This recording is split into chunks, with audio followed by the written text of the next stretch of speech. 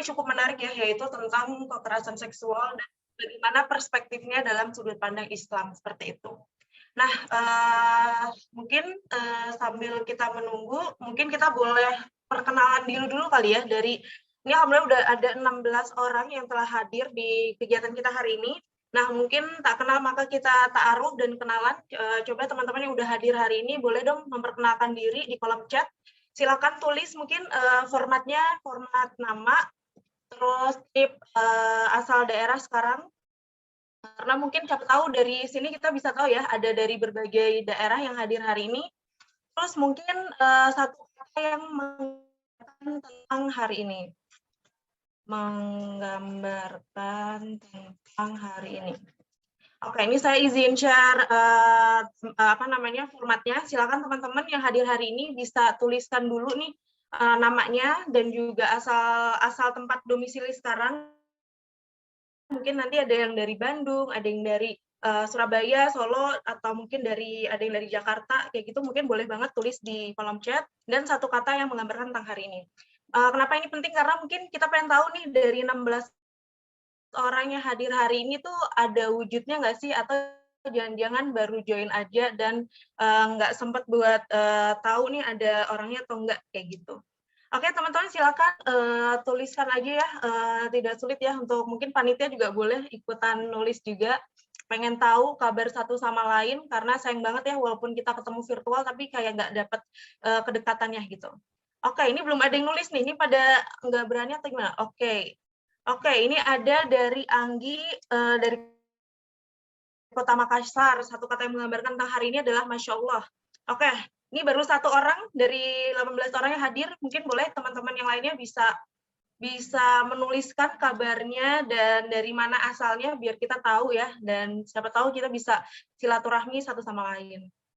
Oke, ada dari Mukminah pada Larang. Satu kata yang menggambarkan hari ini bermanfaat. Oke, terus yang lain, ayo teman-teman bisa sambil kita nunggu teman-teman yang lain, kita bisa kenalan dulu, kita coba keep in touch satu sama lain. Dan sambil teman-teman jangan lupa ya untuk diajakin teman-temannya untuk mengikuti kegiatan hari ini, di-share aja link Zoom-nya langsung biar mereka bisa langsung ikutan seperti itu. Oke, ini ada Teh Herlin dari Cilenyi. Alhamdulillah, semoga berkah hari ini. Amin. Terus ada Teh Imar dari Bandung. Satu kata yang menggambarkannya belum ya, Teh ya? Oke, yang lainnya mungkin teman-teman bisa bisa ikutan kita saling berkabar. Di sini ada Teh Eti, Teh Iza, Teh Kiki, Teh Rifa, ada Teh Anggi, Teh Aisyah, Teh Desti, Teh Fitri. Ayo semuanya teman-teman mungkin jangan takut ya buat kita berkabar dulu sebelum kita buka kegiatan hari ini, sambil kita juga menunggu pembicara yang sangat keren banget untuk bisa berbagi perspektif terkait dengan bagaimana sudut pandang Islam melihat masalah kekerasan seksual yang sedang terjadi sekarang. Oke. Oke, ada Teh Aisyah dari Kota Jakarta, semangat. Teh Imar selalu bersemangat mencari ilmu dan membuka wawasan, Masya Allah sekali ya. Oke, ini baru ada nih, kalau aku hitung tadi kalau nggak salah baru ada 6 orang nih yang kenalan nih. Teman-teman di sini masih ada 10 yang belum kenalan berarti ya. Kita tunggu sebentar, nanti insya Allah kita akan mulai segera untuk ngebuka acara kita hari ini. Oke. Oke, karena waktu sudah menunjukkan pukul 8.55, mungkin kita langsung buka aja ya pertemuan kita hari ini. Bismillahirrahmanirrahim. Assalamualaikum warahmatullahi wabarakatuh. Segala puji bagi Allah yang telah melimpahkan rahmat dan juga karunia-Nya pada kita. Alhamdulillah kita bisa ketemu di pagi yang cerah ini, di hari Minggu, yang semoga teman-teman dalam keadaan sehat walafiat, dan semoga Allah selalu menjaga keluarga kita, menjaga diri kita ya dari segala masalah ataupun juga penyakit yang memang sekarang sedang mewabah di bumi ini, seperti itu. Tak lupa salawat serta salam tetap tercurah pada junjungan kita Nabi besar Muhammad Shallallahu Alaihi Wasallam beserta keluarga, sahabat, dan para pengikutnya yang senantiasa istiqomah di jalannya, dan semoga kita termasuk ke dalam golongan yang nanti akan mendapatkan syafaatnya di yaumul akhir nanti. Oke, mungkin izin memperkenalkan diri dulu. Perkenalkan, nama saya Nuha, yang sekarang saya akan menjadi pemandu acara untuk kegiatan webinar kita hari ini, di mana kita akan mengangkat tema yang cukup menarik, yaitu berkaitan dengan kejahatan seksual dan pencegahannya berdasarkan hukum dan fikih Islam. Nah, perlu diketahui teman-teman bahwa kegiatan ini merupakan kegiatan yang diselenggarakan oleh Lentera Jatinangor yang merupakan komunitas pecinta ilmu, di mana di sini teman-teman bisa menggali dan juga membahas tentang apa sih isu-isu yang sedang terjadi sekarang dan bagaimana perspektif Islam dalam melihatnya, seperti itu. Dan salah satu programnya adalah namanya Ideation, di mana ini adalah program yang namanya membahas tentang topik-topik yang kontemporer, dan kegiatan kita hari ini merupakan kegiatan kelima dari rangkaian session dari Ideation itu sendiri. Nah, mungkin itu ya untuk perkenalan awalnya, dan buat teman-teman yang baru bergabung, yang belum memperkenalkan diri, boleh banget kita kenalan dulu di kolom chat. Seperti itu. Oke. Nah, mungkin kita hari ini akan membahas apa gitu ya. Kita hari ini akan membahas terkait dengan kejahatan seksual, atau mungkin yang kalau di kalangan orang-orang masyarakat mereka awamnya dengan istilah kekerasan seksual. Cuman di kegiatan kita hari ini akan membahas bagaimana Islam menjawab atau memberikan perspektif tentang hal itu. Nah, sebelum kita masuk ke pematerian, alangkah baiknya agar lebih berkah ya kegiatan kita hari ini, kita akan bacakan ayat suci Al-Quran yang akan dibacakan oleh Teh Mia, di mana Teteh apakah udah siap? Udah ya? Insya Allah, Teh. Oke.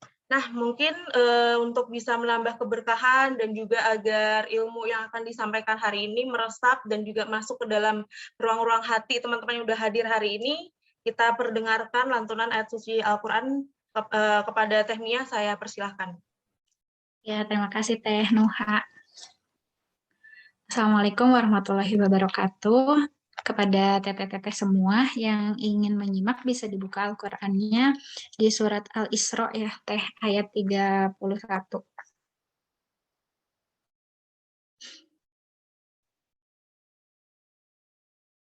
A'udzu billahi minasyaitonir rajim. Bismillahirrahmanirrahim.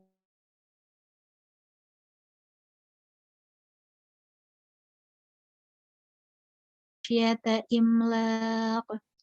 Nahnu narzuquhum wa iyyakum. Inna qatlahum kana khita'an kabira. ولا تقربوا الزنا إنه كان فاحشة وساء سبيلا ولا تقتلوا النفس التي حرم الله إلا بالحق ومن قتل مظلوما فقد جعلنا لوليه سلطانا فلا يسرف في القتل إنه كان منصورا ولا تقربوا مال اليتيم إلا بالتي هي أحسن حتى يبلغ أشده وأوفوا بالعهد إن العهد كان مسؤولا وأوفوا الكيل إذا كلتم وزنوا بالقسطاس المستقيم ذلك خير وأحسن تأويلا ولا تقف ما ليس لك به إن السمع والبصر والفؤاد كل أولئك كان عنه مسؤولا ولا تمشي في الأرض مرحا إنك لن تخرق الأرض ولن تبلغ الجبال طولا كل ذلك كان سيئه rabbika makruha, dengan menyebut nama Allah yang Maha Pengasih lagi Maha Penyayang. Dan janganlah kamu membunuh anak-anakmu karena takut miskin. Kamilah yang memberi rezeki kepada mereka dan kepadamu. Membunuh mereka itu sungguh suatu dosa yang besar. Dan janganlah kamu mendekati zina. Zina itu sungguh suatu perbuatan keji dan suatu jalan yang buruk. Dan janganlah kamu membunuh orang yang diharamkan Allah membunuhnya, kecuali dengan suatu alasan yang benar. Dan barang siapa dibunuh secara zalim, maka sungguh kami telah memberi kekuasaan kepada walinya. Tetapi janganlah walinya itu melampaui batas dalam pembunuhan. Sesungguhnya dia adalah orang yang mendapat pertolongan. Dan janganlah kamu mendekati harta anak yatim kecuali dengan cara yang lebih baik sampai dia dewasa. Dan penuhilah janji, karena janji itu pasti diminta pertanggungjawabannya. Dan sempurnakanlah takaran apabila kamu menakar, dan timbanglah dengan timbangan yang benar. Itulah yang lebih utama bagimu dan lebih baik akibatnya. Dan janganlah kamu mengikuti suatu yang tidak kamu ketahui, karena pendengaran, penglihatan, dan hati nurani, semua itu akan diminta pertanggungjawabannya. Dan janganlah engkau berjalan di bumi ini dengan sombong, karena sesungguhnya engkau tidak akan dapat menembus bumi dan tidak akan mampu menjulang setinggi gunung. Semua itu kejahatan yang sangat dibenci di sisi Tuhanmu. Maha benar Allah dengan segala firman-Nya. Assalamualaikum warahmatullahi wabarakatuh. Waalaikumsalam warahmatullahi wabarakatuh. Jazakillah khairan katsiran Teh Mia atas lantunan ayat kursi Al-Qur'annya yang mungkin jadi pengingat kita ya kembali bahwa tujuan dari kegiatan hari ini adalah kita ingin menegakkan apa yang sudah di Allah sebutkan dalam Al-Qur'an ya, terkait dengan bagaimana kita bisa menjaga bumi ini dari berbagai macam kerusakan ya, terkait dengan masalah perzinahan dan lain sebagainya. Nah, selanjutnya karena kita tadi telah mendengarkan ayat suci Al-Qur'an dan kebetulan sekarang sudah hadir ya pembicara kita yang nanti insya Allah akan berbagi terkait dengan pematerian kita hari ini. Dan alangkah baiknya membacakan profil beliau, mungkin operator boleh di-share screen dulu CV beliau. Nah, sambil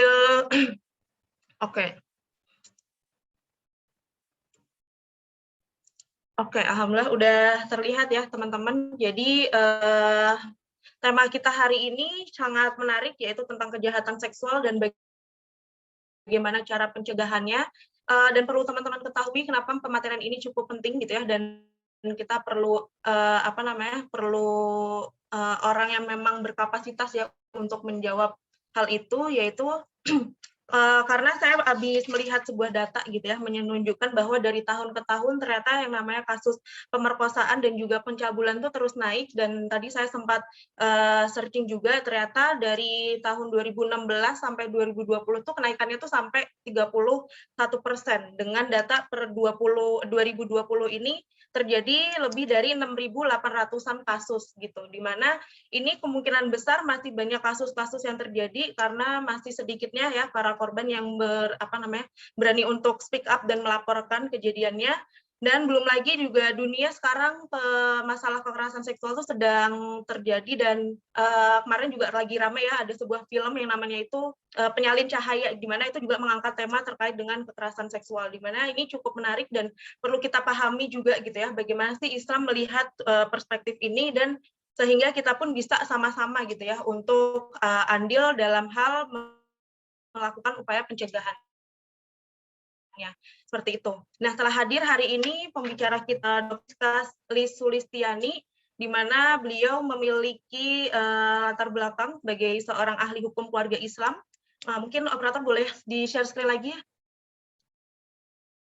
Oke, nah mungkin saya akan baca secara singkat aja ya teman-teman, tapi teman-teman kalau mau baca lebih detailnya bisa lihat di layar. Beliau lahir di Bandung tanggal 26 Juni 1990, berarti masih muda ya Teh ya, berarti nanti saya panggil Teh Siska aja gitu ya. Nah, beliau sudah di usia yang sangat muda, beliau telah mengejar pendidikannya hingga S3 dan sempat mengambil double degree di pendidikan S2-nya. Boleh di-scroll lagi Teh? Oke. Hingga saat ini amanah beliau adalah sebagai Sekretaris Program Studi Hukum Keluarga Islam Universitas Syariah. Boleh dinaikin lagi dikit? Oke, Universitas Islam Bandung, seperti itu. Nah, terus ini beliau cukup concern ya di bidang hukum Islam, ekonomi Islam, dan juga ilmu hukum. Dan selanjutnya, beliau pun juga sibuk dengan aktivitas yang sangat produktif, berkecimpung di dunia aktivisme juga. Beliau menjadi seorang founder di Al-Islam Family Law Institute pada tahun 2020, dan juga aktif di Asosiasi Dosen Hukum Islam Indonesia dan juga Asosiasi Hukum Keluarga Islam Indonesia per 2019 sampai hari ini, seperti itu. Nah, selanjutnya tak hanya pendidikannya yang juga sangat prestatif, juga aktivitasnya sangat produktif, beliau juga aktif berkarya dengan membuat lebih dari 23 jurnal, dan juga tadi saya cukup sangat kagum sekali ya, beliau juga sudah menuliskan 11 buku yang berkaitan dengan hukum Islam dan lain sebagainya, seperti itu. Dan karya terbarunya di tahun ini, beliau telah menerbitkan sebuah buku yang berjudul Wakaf Uang Pengelolaan dalam Hukum Islam dan Hukum Positif di Indonesia. Nah, kalau teman-teman bisa lihat, beliau cukup punya kredibilitas dan juga punya pengalaman yang memang beliau sangat capable gitu ya dalam membahas terkait dengan topik kekerasan seksual dan juga hukum dalam Islamnya seperti apa. Nah, tak perlu berlama-lama lagi karena Teh Siskanya udah hadir, mungkin kita langsung sambut saja kepada Teh Siska. Apakah sudah dapat bergabung, Teh? Baik, ya sudah Teh. Oke, alhamdulillah Teh udah bergabung, udah Langsung. terdengar jelas. Oh, Kabar ya. gimana Teh? Alhamdulillah baik Teh. Gimana Teh? Teh Nuha ya? Iya, alhamdulillah baik juga Teh. Udah siap ya Teh ya? Ya, insya Allah. Oke, nah mungkin untuk sebelum kita mulai juga teman-teman mungkin boleh dirilekskan dulu duduknya, terus juga kalau ada yang mau dicatat silakan dicatat. Dan yang pasti nanti teman-teman setelah pematerian hari ini kita akan ada sesi tanya jawab yang waktunya cukup panjang. Jadi teman-teman kalau ada yang mau ditanyakan bisa langsung tulis di kolom chat aja dengan format nama dan juga langsung ke pertanyaan apa yang mau ditanyakannya, seperti itu. Itu aja mungkin buat ini ya, dan juga teman-teman jangan khawatir, nanti di akhir acara akan ada kuis yang mana ada hadiahnya untuk 3 orang pemenang, di mana teman-teman itu nanti kita akan review materi dan lain sebagainya. Hadiahnya ada uang pulsa sebesar 50.000 untuk 3 orang pemenang. Seperti itu. Jadi cukup menarik dan mungkin kita bisa simak dengan seksama ya pematerian dari Teh Siska. Kepada Teh Siska saya persilahkan. Baik, terima kasih Teh Nuha.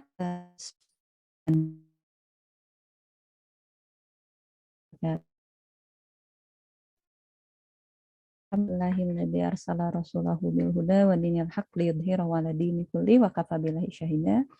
Asyhadu an la ilaha illallah wa asyhadu anna Muhammadan abduhu wa rasuluhu ma ba'du. Rabbi shrah li sadri wa yassir li amri wahlul 'uqdatam min lisani yafqahu qawli. Alhamdulillah ikhwan akhwat ya, ibu bapak yang sudah bergabung, alhamdulillah hari ini sesuai dengan amanah dari panitia, saya akan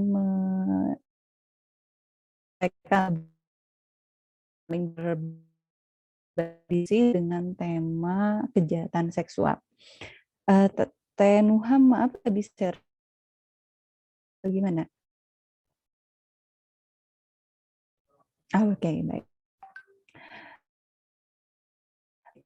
Di awal tema ini yaitu berkaitan dengan kejahatan seks, hukum nasional dan hukum Islam. Mungkin dua perspektif hukum ini yang akan kita ya berkaitan dengan mulai dari definisi ataupun dasar juga nanti pencegahan. Teh tahu ya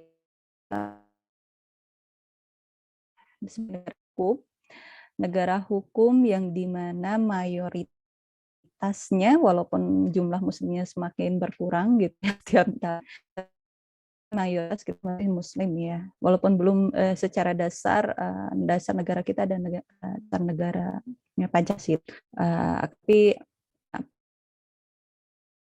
Pancasila itu adalah berdasarkan ketuhanan yang Maha Esa. Itu adalah dasar yang sudah final hukum yang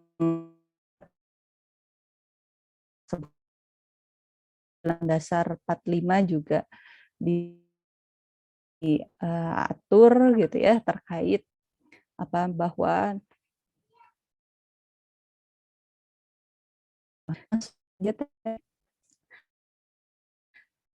akhir ini juga kan dengan macam ini ya, fenomena maupun kasus berita di mana kasus kejahatan seksual tersebut baik berupa ya, sehingga kemudian percobaan asusila lainnya, sehingga tersebut membuat kita apa yang harus di dasar itu adalah kejahatan menurut Simanjuntak gitu ya. Kejahatan merupakan suatu tindakan antisosial yang merugikan atau tidak dapat dibiarkan dan menimbulkan kegoncangan itu. Sedangkan kejahatan seksual disebutkan sebagai tindakan seksual, percobaan tindakan seksual, komentar yang tidak diinginkan, perdagangan seks dan menggunakan paksaan, ancaman, paksaan fisik dan lain sebagainya. Nah, hal ini menjadi menjadi dasar setidaknya, walaupun pengertiannya banyak sekali yang beredar di literatur, intinya di mana di sana ada pihak yang dirugikan kalau dalam konteks pengertian kejahatan seksual secara hukum nasional ya. Nanti kita akan bicara tentang hukum Islam. Oke, next selanjutnya. Next, naik teh. Oke. Di antaranya tadi ya, ini hanya sebagian data yang disuguhkan ya, data yang disuguhkan oleh media bahwa di mana tingkat di halaman ketiga 4 teh. Data, nah ini kasus pemerkosaan dan pencabulan meningkat ya 31% dalam 5 tahun terakhir. Ini masih di luar masa pandemi dan di masa pandemi 2020 ya, sekitar bulan Maret. Dan hari ini juga kita nampaknya sekali mendapatkan informasi ya, kasus-kasus terkait hal ini. Oke, next selanjutnya teh. Nah, dari definisi hukum terkait kejahatan seksual, memang akhir-akhir ini yang sering disosialisasikan baik melalui media cetak, online dan dari semua arah lah begitu ya, adalah istilah kekerasan seksual ya, bukan kejahatan seksual. Nah, istilah kejahatan seksual ini lebih dikenal di dalam istilah kejahatan itu kan dikenal dalam dunia hukum ya, dibandingkan dengan istilah kekerasan begitu. Nah, di antaranya di sini istilah kekerasan seksual itu yang dikembangkan latar belakang di antaranya adalah sebuah term sexual violence sifatnya lebih sosiologis ya. Atau di sini sebaliknya istilah kejahatan seksual juga lazim disebut dengan tindak pidana kejahatan seksual dikenal dengan term sexual offenses, artinya istilah hukum lebih umum digunakan di berbagai negara. Jadi kejahatan seksual merupakan istilah yang biasa dikenal di dalam dunia hukum, tidak hanya di Indonesia, begitu juga di negara-negara lain. Nah, istilah kekerasan seksual ini sebenarnya bukan bahasa hukum, tapi akhir-akhir ini memang digunakan ya oleh sebagian orang ya, untuk digunakan ke dalam bahasa hukum. Nah, ini juga banyak dikritisi oleh khususnya para ahli hukum pidana gitu, atau para pakar hukum pidana terkait istilah yang digunakan. Walaupun belum menjadi konsensus dalam kebijakan hukum di Indonesia, istilah kekerasan seksual itu sudah mulai disebarkan gitu ya, sehingga mau tidak mau itu yang menjadi apa ya, bahasa bersama gitu ya, seolah-olah itu sudah menjadi hal yang sudah pakem di dalam aturan hukum, padahal tidak sebenarnya ya. Istilah yang masih harusnya ditekankan adalah istilah kejahatan seksual. Selain itu juga memang istilah kekerasan seksual nanti berkaitan sangat, ini mungkin nanti dalam pembahasan lain, dengan akar pemikiran paham feminis begitu. Nah, ya istilah kekerasan seksual ini. Oke, selanjutnya next. Nah, di antaranya ini istilah kekerasan seksual ini digunakan dalam perangkat aturan yang hari ini sedang ramai dibicarakan. Istilah kekerasan seksual itu ada terakomodir dalam Permendikbudristek ya nomor 30 di tahun 2021 yang ramai dikritisi banyak pihak ya. Dan sebenarnya istilah kekerasan seksual lebih dahulu diangkat di dalam rancangan undang-undang pencegahan kekerasan seksual. Gitu. Hanya saja karena masih belum selesai prosesnya di DPR, masih menuai pro dan kontra, walaupun sekarang sudah mulai banyak perubahan gitu ya, tapi belum selesai. Akhirnya diselip oleh Permendikbudristek ya di tahun 2021. Diselip tiba-tiba keluar simsalabim gitu ya. Dan publik cukup terkejut dan langsung menuai banyak protes. Nah, di antaranya kekerasan seksual yang diatur di dalam Permendikbudristek ini di pasal 1 ayat 1 menyebutkan bahwa kekerasan seksual adalah setiap perbuatan merendahkan, menghina, melecehkan, atau menyerang tubuh ataupun fungsi reproduksi seseorang karena ketimpangan relasi kuasa atau gender. Mungkin ya kita bisa memahami ya dari dari redaksi tersebut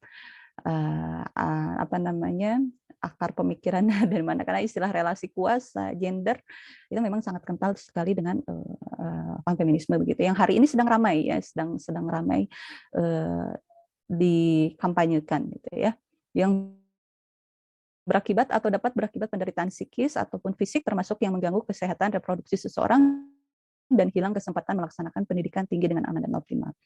Next, selanjutnya catatan penting adalah terkait istilah merendahkan gitu ya. Kata merendahkan ini memang bersifat subjektif dan sulit untuk diukur ya, kata merendahkan di sini. Sedangkan kalau bahasa hukum itu dalam proses pembuatan hukum itu, peraturan perundang-undangan dan lain sebagainya, itu sudah seharusnya dihindari kalimat-kalimat yang bisa menimbulkan multitafsir begitu, multitafsir ataupun jadi memang dalam pembuatan peraturan perundang-undangan sudah seharusnya menggunakan kata-kata yang jelas, mudah dipahami dan tadi tidak menimbulkan multitafsir. Sehingga kata merendahkan di sini tadi dianggap oleh banyak pihak yang mengkritisi hal ini bersifat subjektif, mungkin untuk orang yang korban menyebutnya merendahkan ya, tapi orangnya itu kan tidak merendahkan. Karena ini kan sehingga akan sulit ya. Nah, kata tubuh bisa dipahami dengan banyak konteks, misalnya tubuh bagian mana atau bentuk mana dan lain sebagainya. Ini juga tidak diperjelas ya, tidak ada kejelasan seperti apa. Nah, penggunaan frasa relasi kuasa dan relasi gender ini tidak berdasarkan nilai Pancasila, karena memang tadi kalau kita kembali lagi flashback di beberapa tahun yang lalu bahwa dasar atau ruh dari pengajuan RUU bukan TPKS sekarang ya, dulu RUU PKS, di sini naskah akademiknya pun yang digunakan adalah metode penelitian feminis ya gitu. Padahal negara kita berdasarkan Pancasila, dan nilai Pancasila itu di dalamnya ada nilai ketuhanan yang Maha Esa, dan itu justru yang tidak menjadi ruh dalam membangun sebuah peraturan perundangan gitu. Nah, ini justru yang digunakan adalah ya dasar ruhnya pondasinya juga kan bukan berdasarkan nilai Pancasila. Sehingga istilah yang keluar pun ada relasi kuasa dan relasi gender. Mau tidak mau yang kita ketahui bahwa antara relasi kuasa dan relasi gender di sini memang berbicara tentang struktur sosial ya. Nah, mungkin nanti di pembahasan lain kita membahas terkait pemahaman feminis tadi ya. Kita next selanjutnya. Nah, Tuhan hanya menciptakan 2 jenis kelamin, lelaki dan perempuan dan tidak yang lainnya ya. Kemudian selanjutnya di sini oh ya, nanti istilah gender itu sendiri juga akan terjadi opsi lain. Jadi ketika kita di dalam di Pancasila yang berdasarkan nilai ketuhanan yang Maha Esa yang menyebutkan bahwa misalkan dalam Islam gitu ya, ataupun agama samawi lainnya juga bahwa Tuhan menciptakan jenis laki-laki dan perempuan. Nah, dengan adanya relasi kuasa dan relasi gender ini mau tidak mau akan memberikan peluang lain untuk kebebasan memilih orientasi seksual gitu.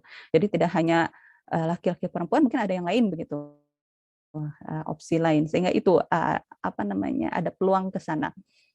Nah, oke, next selanjutnya Teh di slide selanjutnya. Di sini disebutkan bahwa aturan kejahatan seksual di Indonesia ini diatur sebenarnya dalam Kitab Undang-Undang Hukum Pidana ya, tapi hari ini sedang dilakukan rancangan undang-undang hukum pidana di DPR yang belum selesai dan entah kapan selesainya.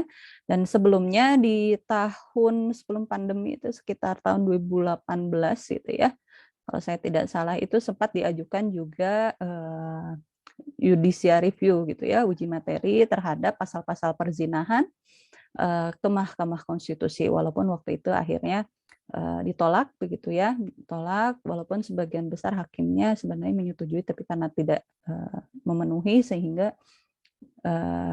ditolak gitu ya, dan dikembalikan kepada DPR untuk dilakukan perancangan Kitab Undang-Undang Hukum Pidana, diantaranya pasal-pasal perzinahan gitu.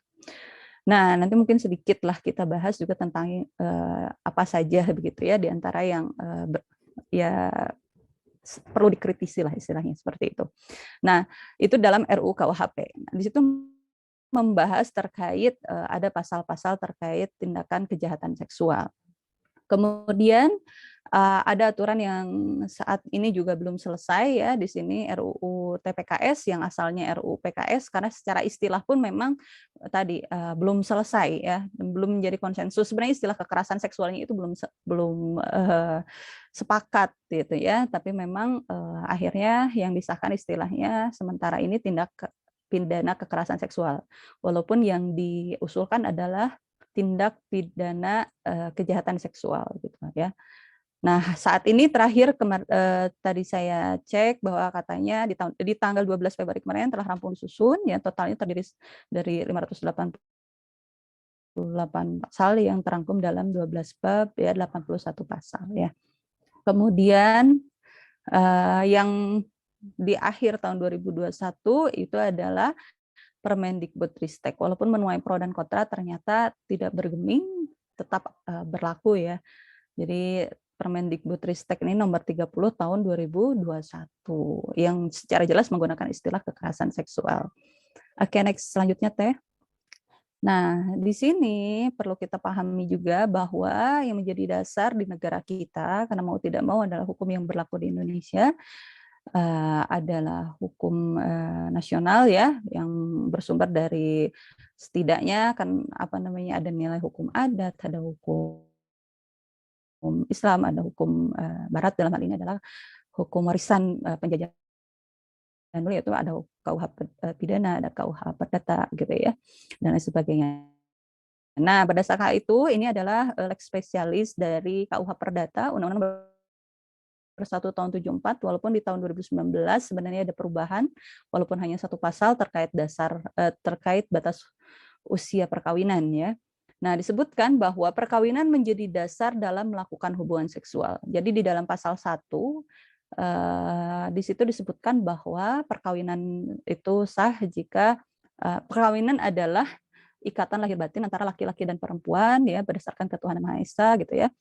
Itu menjadi poin-poin di dalam Undang-Undang Nomor 1 Tahun 74 dan menandakan bahwa memang ini senilai dengan hukum di Indonesia bahwa perkawinan hubungan seksual itu legal ketika adanya ikatan perkawinan. Ya. Oleh karena itu dalam pasal 2 Undang-Undang Nomor 1 Tahun 74 itu disebutkan bahwa nikahnya itu sah kalau sesuai dengan agamanya gitu ya. Ya intermezzo sedikit kemarin kan dia ramai juga di media terkait ada seorang pemuda yang batal nikah beda agama akhirnya mengajukan judicial review undang-undang perkawinan ya untuk diubah katanya terkait sah atau tidaknya perkawinan katanya. Jangan berdasarkan ketuhanan Maha Esa katanya harusnya dibebaskan seperti itu. Ya, itu ya dinamika hari ini ya. Nah, dengan landasan hukum norma dan nilai filosofis Indonesia mengenai hubungan seksual kesusilaan, segala tindakan yang dilarang terkait hubungan seksual dalam undang-undang lebih tepat disebut dengan di sini adalah tindak pidana seksual, bukan tindak pidana kekerasan seksual. Oke, next selanjutnya di sini karena tadi di awal juga sempat disampaikan bahwa negara kita negara hukum demokratis berdasarkan Pancasila, maka sudah seharusnya norma yang menjadikan dasar adalah norma yang berdasarkan nilai Pancasila, juga Undang-Undang Dasar 45, kemudian di sini juga di dalam Undang-Undang Nomor 12 tahun 2011 ya menempatkan Pancasila sebagai dasar negara yang sekaligus dasar filosofis negara ya. Dan kemudian juga masih banyak sebenarnya tidak hanya ini dalam beberapa pasal dan undang-undang yang lain ini pun mengatur terkait hal itu. Oke, next selanjutnya karena masih banyak slide-nya ya kalau nggak salah sampai 37 ya Teh.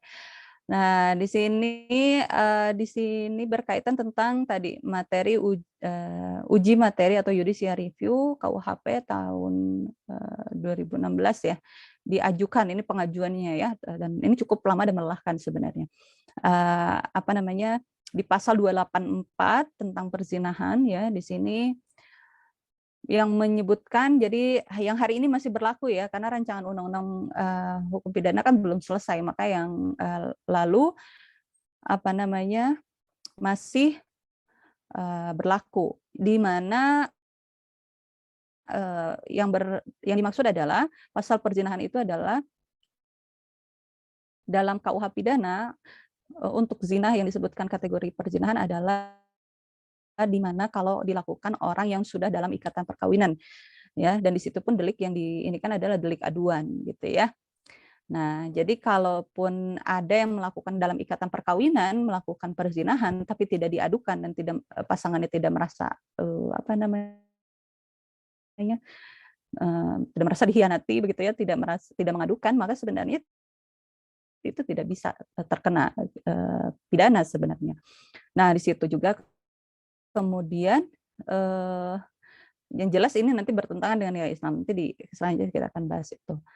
Nah, kemudian yang diajukan dalam materi para pengaju uji materi ini seharusnya tidak hanya dalam ikatan perkawinan. Jadi siapapun yang tidak dalam ikatan perkawinan jika melakukan hubungan seksual di luar perkawinan sudah seharusnya itu sebenarnya adalah tindakan pidana.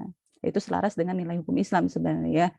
Nah, akan tetapi hari ini yang masih berlaku adalah baru disebut perzinahan jika orang itu masih terikat dalam hubungan perkawinan dan ada yang mengadukan. Mengadukan di sini bisa pasangannya, bisa keluarganya, begitu. Oke, next selanjutnya di sini pasal 285 tentang perkosaan ya, yang di mana kekerasan memaksa perempuan ya. Yang bukan istrinya untuk bersetubuh hukumannya di sini ada 12 tahun penjara. Jadi yang diajukan adalah juga bukan hanya perempuan karena bisa jadi juga laki-laki juga terjadi ya. Kemudian di pasal 292 tentang percabulan, orang dewasa yang melakukan perbuatan cabul dengan orang lain sesama kelamin yang diketahui atau sepatutnya harus diduganya belum dewasa diancam dengan pidana penjara paling lama 5 tahun.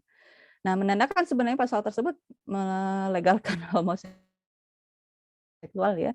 Nah, tanpa membedakan harusnya tidak ada batas usia. Jadi yang dimaksud di pasal 292 terkait pencabulan adalah kasus pedofilia. Gitu ya, kasus pedofilia di mana yang menjadi objek adalah anak gitu ya. Anak dalam ini adalah usia di bawah 18 tahun.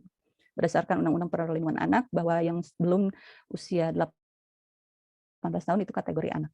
Nah, jadi kalau yang dewasa bagaimana? Nah, ini tidak ada aturan yang mengatur sehingga ya menandakan bahwa ini bahaya sekali peluang tersebut ya. Kalaupun yang selama ini ada kasus homo kemudian digerebek itu lebih pada mengganggu ketertiban umum begitu. Pasal itu yang dikenakan. Oke, next selanjutnya Teh. Itu sekilas terkait pasal perzinahan dalam undang-undang atau kitab undang-undang hukum pidana ya. Antara pasal yang masih hari ini berlaku dengan yang diusulkan gitu ya.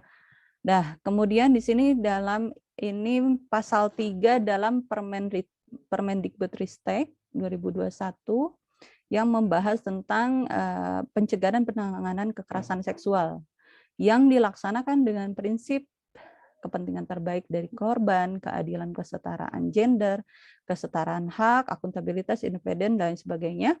Nah, sepertinya kita sudah jelas melihat tidak ada nilai agama, tidak ada nilai ketuhanan yang menjadi dasar dalam penanganan ataupun pencegahan kekerasan seksual.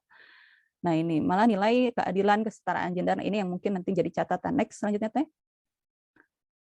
Slide. Nah, di sini meniadakan norma agama dalam prinsip penanganan ataupun pencegahan kekerasan seksual ya. Padahal di dalam Undang-Undang Sistem Pendidikan Nasional sudah seharusnya menjadikan manusia yang beriman dan bertakwa kepada Tuhan Yang Maha Esa berakhlak mulia. Namun peraturan ini tidak memasukkan norma agama sebagai prinsip pencegahan ya.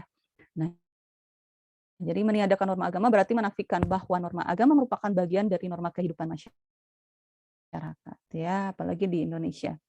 Oke, next selanjutnya kita akan masuk ke pasal frasa identitas gender ya di pasal 5 ya.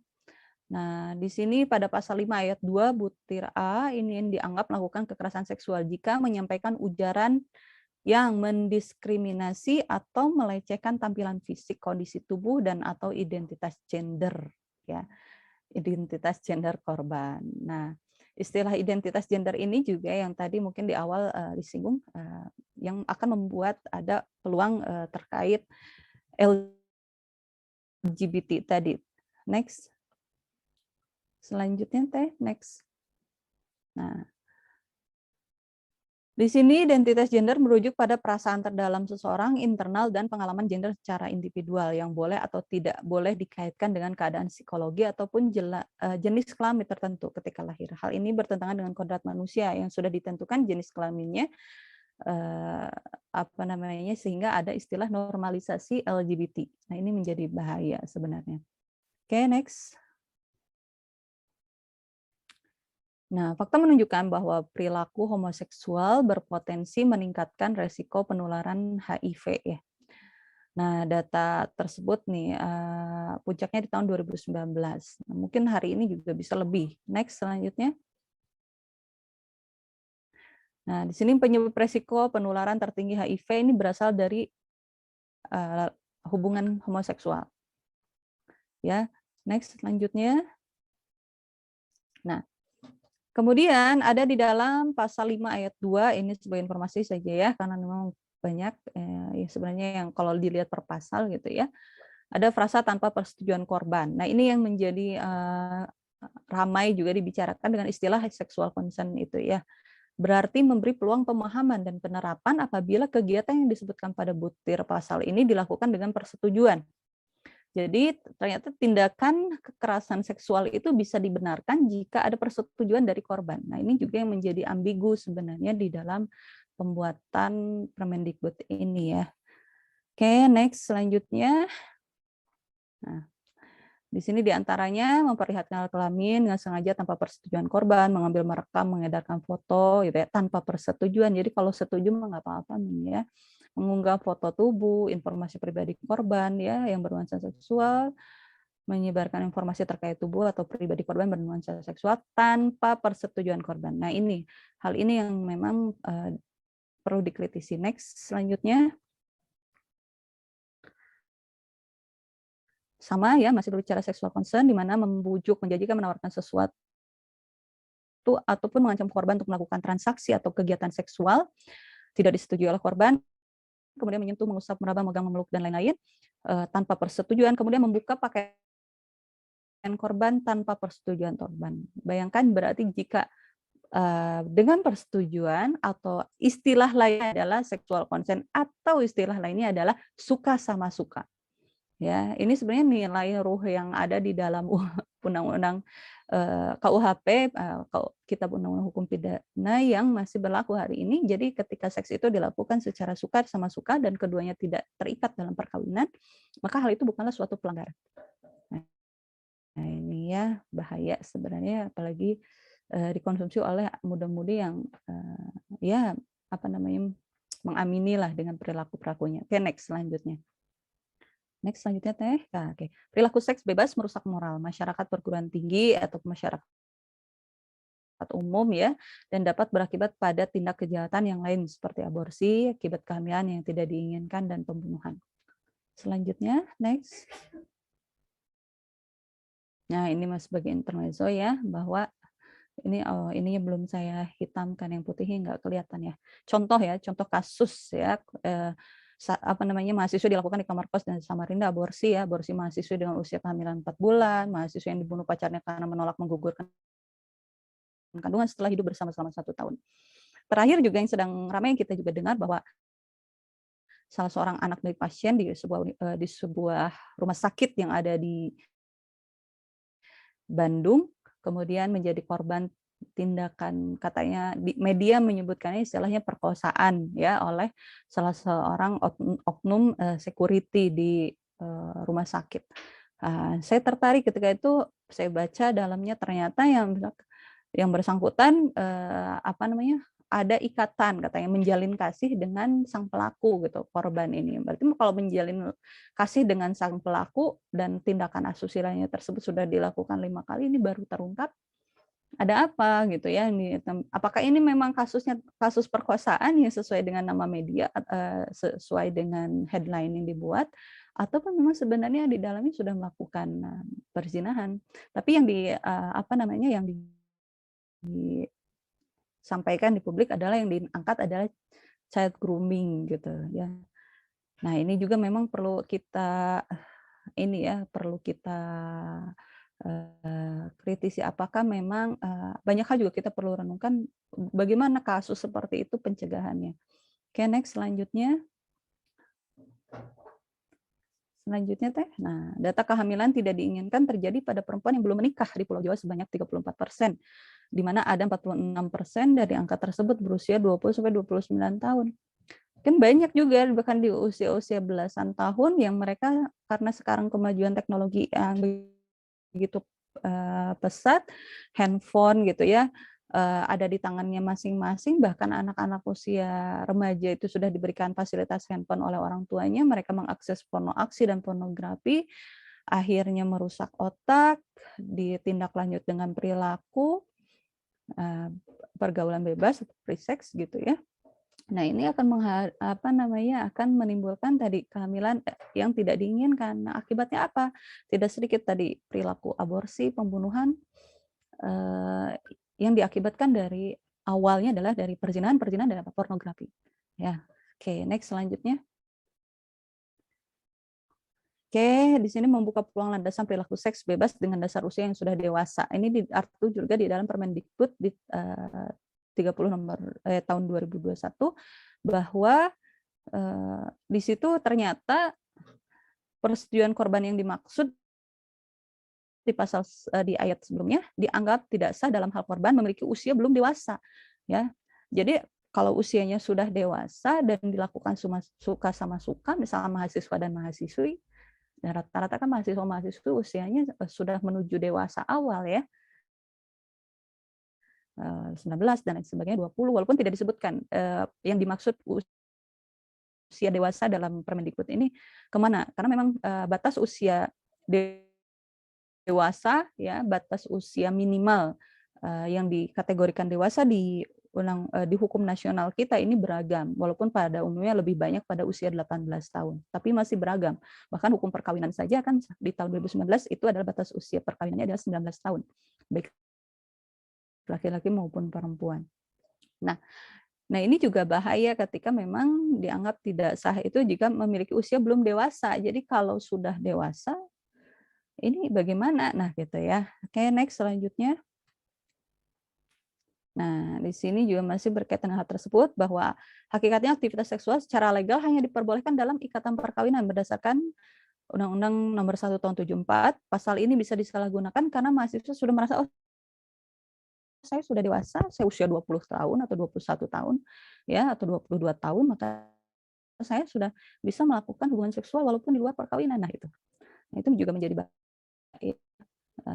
Dan apalagi dilakukan tadi suka sama suka. Ketika dilakukan suka sama suka, terus salah satu pihak merasa menyesal setelah itu, lalulah bisa nanti dilaporkan menjadi kasus perkosaan. Nah, ini yang banyak yang terjadi seperti itu ya. Oke, next selanjutnya. Nah, ini yang diusulkan ya, termasuk kemarin di dalam rancangan undang-undang Kitab Undang-Undang Hukum Pidana yang nanti menjadi dasar dari peraturan-peraturan lainnya. Di antaranya adalah pelecehan seksual non fisik, ya, pelecehan seksual fisik, ya, perzinahan dalam konteks tidak melihat ikatan perkawinan, ya, jadi yang dilakukan di luar perkawinan. Maksudnya orang yang melakukannya tidak dalam ikatan perkawinan itu pun seharusnya mendapat terkena gitu ya. Kemudian penyimpangan seksual itu diantaranya adalah LGBT. Walaupun hari ini normalisasi terkait LGBT ini sangat gencar dilakukan gitu, dan pelacuran yang hari ini pelacuran itu hanya ini kan pada mucikarinya gitu ya. Tapi untuk pelaku ini juga tidak menjeratkan karena pelaku yang melakukan menjajakan atau disebutnya apa ya sekarang PSK begitu, itu tidak terkena pidana begitu, dan dia termasuk kategori korban. Next selanjutnya. Nah, kejahatan seksual perspektif hukum Islam. Nah, next selanjutnya teh. Seperti ketahui bahwa Islam itu agama yang rahmatan lil alamin. Islam mengatur semua sendi kehidupan manusia, menghadirkan nilai-nilai kemanusiaan, dan hadirnya hukum Allah ini bukan hanya sekedar memenuhi hasrat kebutuhan manusia, keinginan manusia, tapi juga kebutuhan manusia. Dari hal tersebut maka sudah seharusnya sebagai bagian daripada konsekuensi daripada keimanan kita, ya, nilai akidah yang berakar menjadi iman, kemudian nilai Islam yang menjadi batang, kemudian yang nilai syariah gitu ya, yang itu juga nanti menjadi akhlak yang akan menjadi buah dari sebuah bangunan seorang muslim. Nah, hal tersebut juga disampaikan oleh Rasulullah SAW, bahwa disampaikan dalam sebuah hadis di mana ketika kita berpegang teguh pada dua hal, yaitu Al-Quran dan hadis, insya Allah hidup kita akan terjaga gitu ya, tidak akan kemana gitu. Nah, itu juga terkait kejahatan seksual ini juga diatur ya di dalam Islam. Di antaranya ini juga menjadi pengingat untuk kita di dalam Quran surat An-Nisa ayat 1 yang menyebutkan gitu ya ayuhan nas taqu rabbakumul ladzi khalaqakum min nafsin wahidah wa khalaqa minha zawjaha wa batha minhuma rijalan katsiran wa nisaa wattaqullaha allazi tasaaluna bihi wal arham innallaha kana 'alaikum raqiba. Disebutkan bahwa Allah berfirman, hai sekalian manusia, bertakwalah kepada Allah Tuhanmu ya, yang telah menciptakan kamu dari diri yang satu, daripadanya Allah menciptakan istri, dan daripadanya juga Allah menciptakan laki-laki dan perempuan gitu ya. Ini kan tidak ada yang lain ya gitu. Dan bertakwalah kepada Allah dengan mempergunakan namanya. Nah, ya. Dan pelihara hubungan silaturahim, sesungguhnya Allah selalu menjaga dan mengawasi. Oke, next selanjutnya. Nah, di situ Allah menciptakan hanya dua ya, laki-laki dan perempuan begitu. Oleh karena itu ya dalam Islam sangat menjunjung tinggi nilai kemanusiaan ya, nilai fitrah dan nilai kesucian. Hal itu juga sangat dijunjung tinggi, dan dibuatlah ada sebuah teori yang disebut dengan teori maqasid syariah yang merumuskan tujuan hukum Islam, dan ini dicanangkan oleh para ulama kita. Di antaranya ada Imam Al-Ghazali, ya, kemudian Imam Asy-Syatibi dan lain sebagainya, dan sampai hari ini teori maqasid syariah ini terus berkembang. Di antaranya yang pada dasarnya yang teori maqasid syariah yang banyak diketahui adalah pemeliharaan agama. Yang pertama hifdzuddin, ada hifdzun nafas, ada hifdzul aql, ada hifdzun nasl, dan ada hifdzul mal, yaitu pemeliharaan agama, jiwa, akal, keturunan, dan harta. Ini adalah tujuan hukum Islam. Islam sangat menjaga agama. Islam sangat menjaga jiwa, akal, keturunan, dan harta. Nah, dari hal tersebut sehingga nanti semua arah dari aturan-aturan hukum Islam tujuannya adalah untuk menjaga 5 aspek ini. Walaupun nanti dikembangkan ada hal-hal lain oleh para ulama, ya. Maka poin dari maqasid syariah adalah diantaranya adalah hifdzun nasl atau hifdzun nasab, ya, yaitu menjaga keturunan. Oleh karena itu dalam Islam perzinahan begitu itu adalah suatu hal yang sangat dilawan, ya, sangat diperangi, sangat dikecam begitu, ya, karena perbuatan zina tersebut saking bahayanya itu adalah dia bagian daripada 7 dosa besar, ya. Nah, di dalam hal ini kenapa? Karena dia akan meruntuhkan bangunan nasab, ya. Nasab di dalam tinggi nasab, harus kejelasan nasab ini harus jelas. Kenapa? Karena dia akan berpengaruh pada kehidupan keturunan selanjutnya, ya. Ketika perzinahan ini ditolak dalam Islam, maka dihalalkan pernikahan. Setelah pernikahan akan melahirkan keturunan, dari keturunan tersebut akan melahirkan generasi selanjutnya. Nah, ketika terjadi perzinahan, nasab yang akan yang dijaga oleh hukum Islam ini akan terjadi kekacauan. Si fulan berzina dengan A, si fulana berzina dengan A, B, C, D, E, F, G, kemudian hamil melahirkan anak, akan dipertanyakan ini anak siapa? Ada anak A, B, C, D, E, F, G, atau anak yang mana ini kan? Ketika disampaikan, ini kamu anak A gitu kan. Kemudian si A menolak, kamu kan juga pernah dengan si D gitu, dan lain sebagainya. Ini jadi kacau. Kejelasan nasab ini menjadi kacau. Akan berkaitan dengan apa? Pernikahan. Si anak hasil dari perzinahan tersebut, anak zina tersebut akan menikah, kemudian nanti akan menikah, akan bingung siapa walinya, ya. Salah wali, nikah tidak sah, nanti akan perzinahan yang akan terus manjang sampai ke bawah. Nah, ini penting begitu, ya. Nanti berkaitan apa lagi? Perkawinan, perwalian, ya, berkaitan juga dengan harta waris, itu akan berkaitan dan lain sebagainya. Ini hal yang perlu dalam Islam sangat dijaga.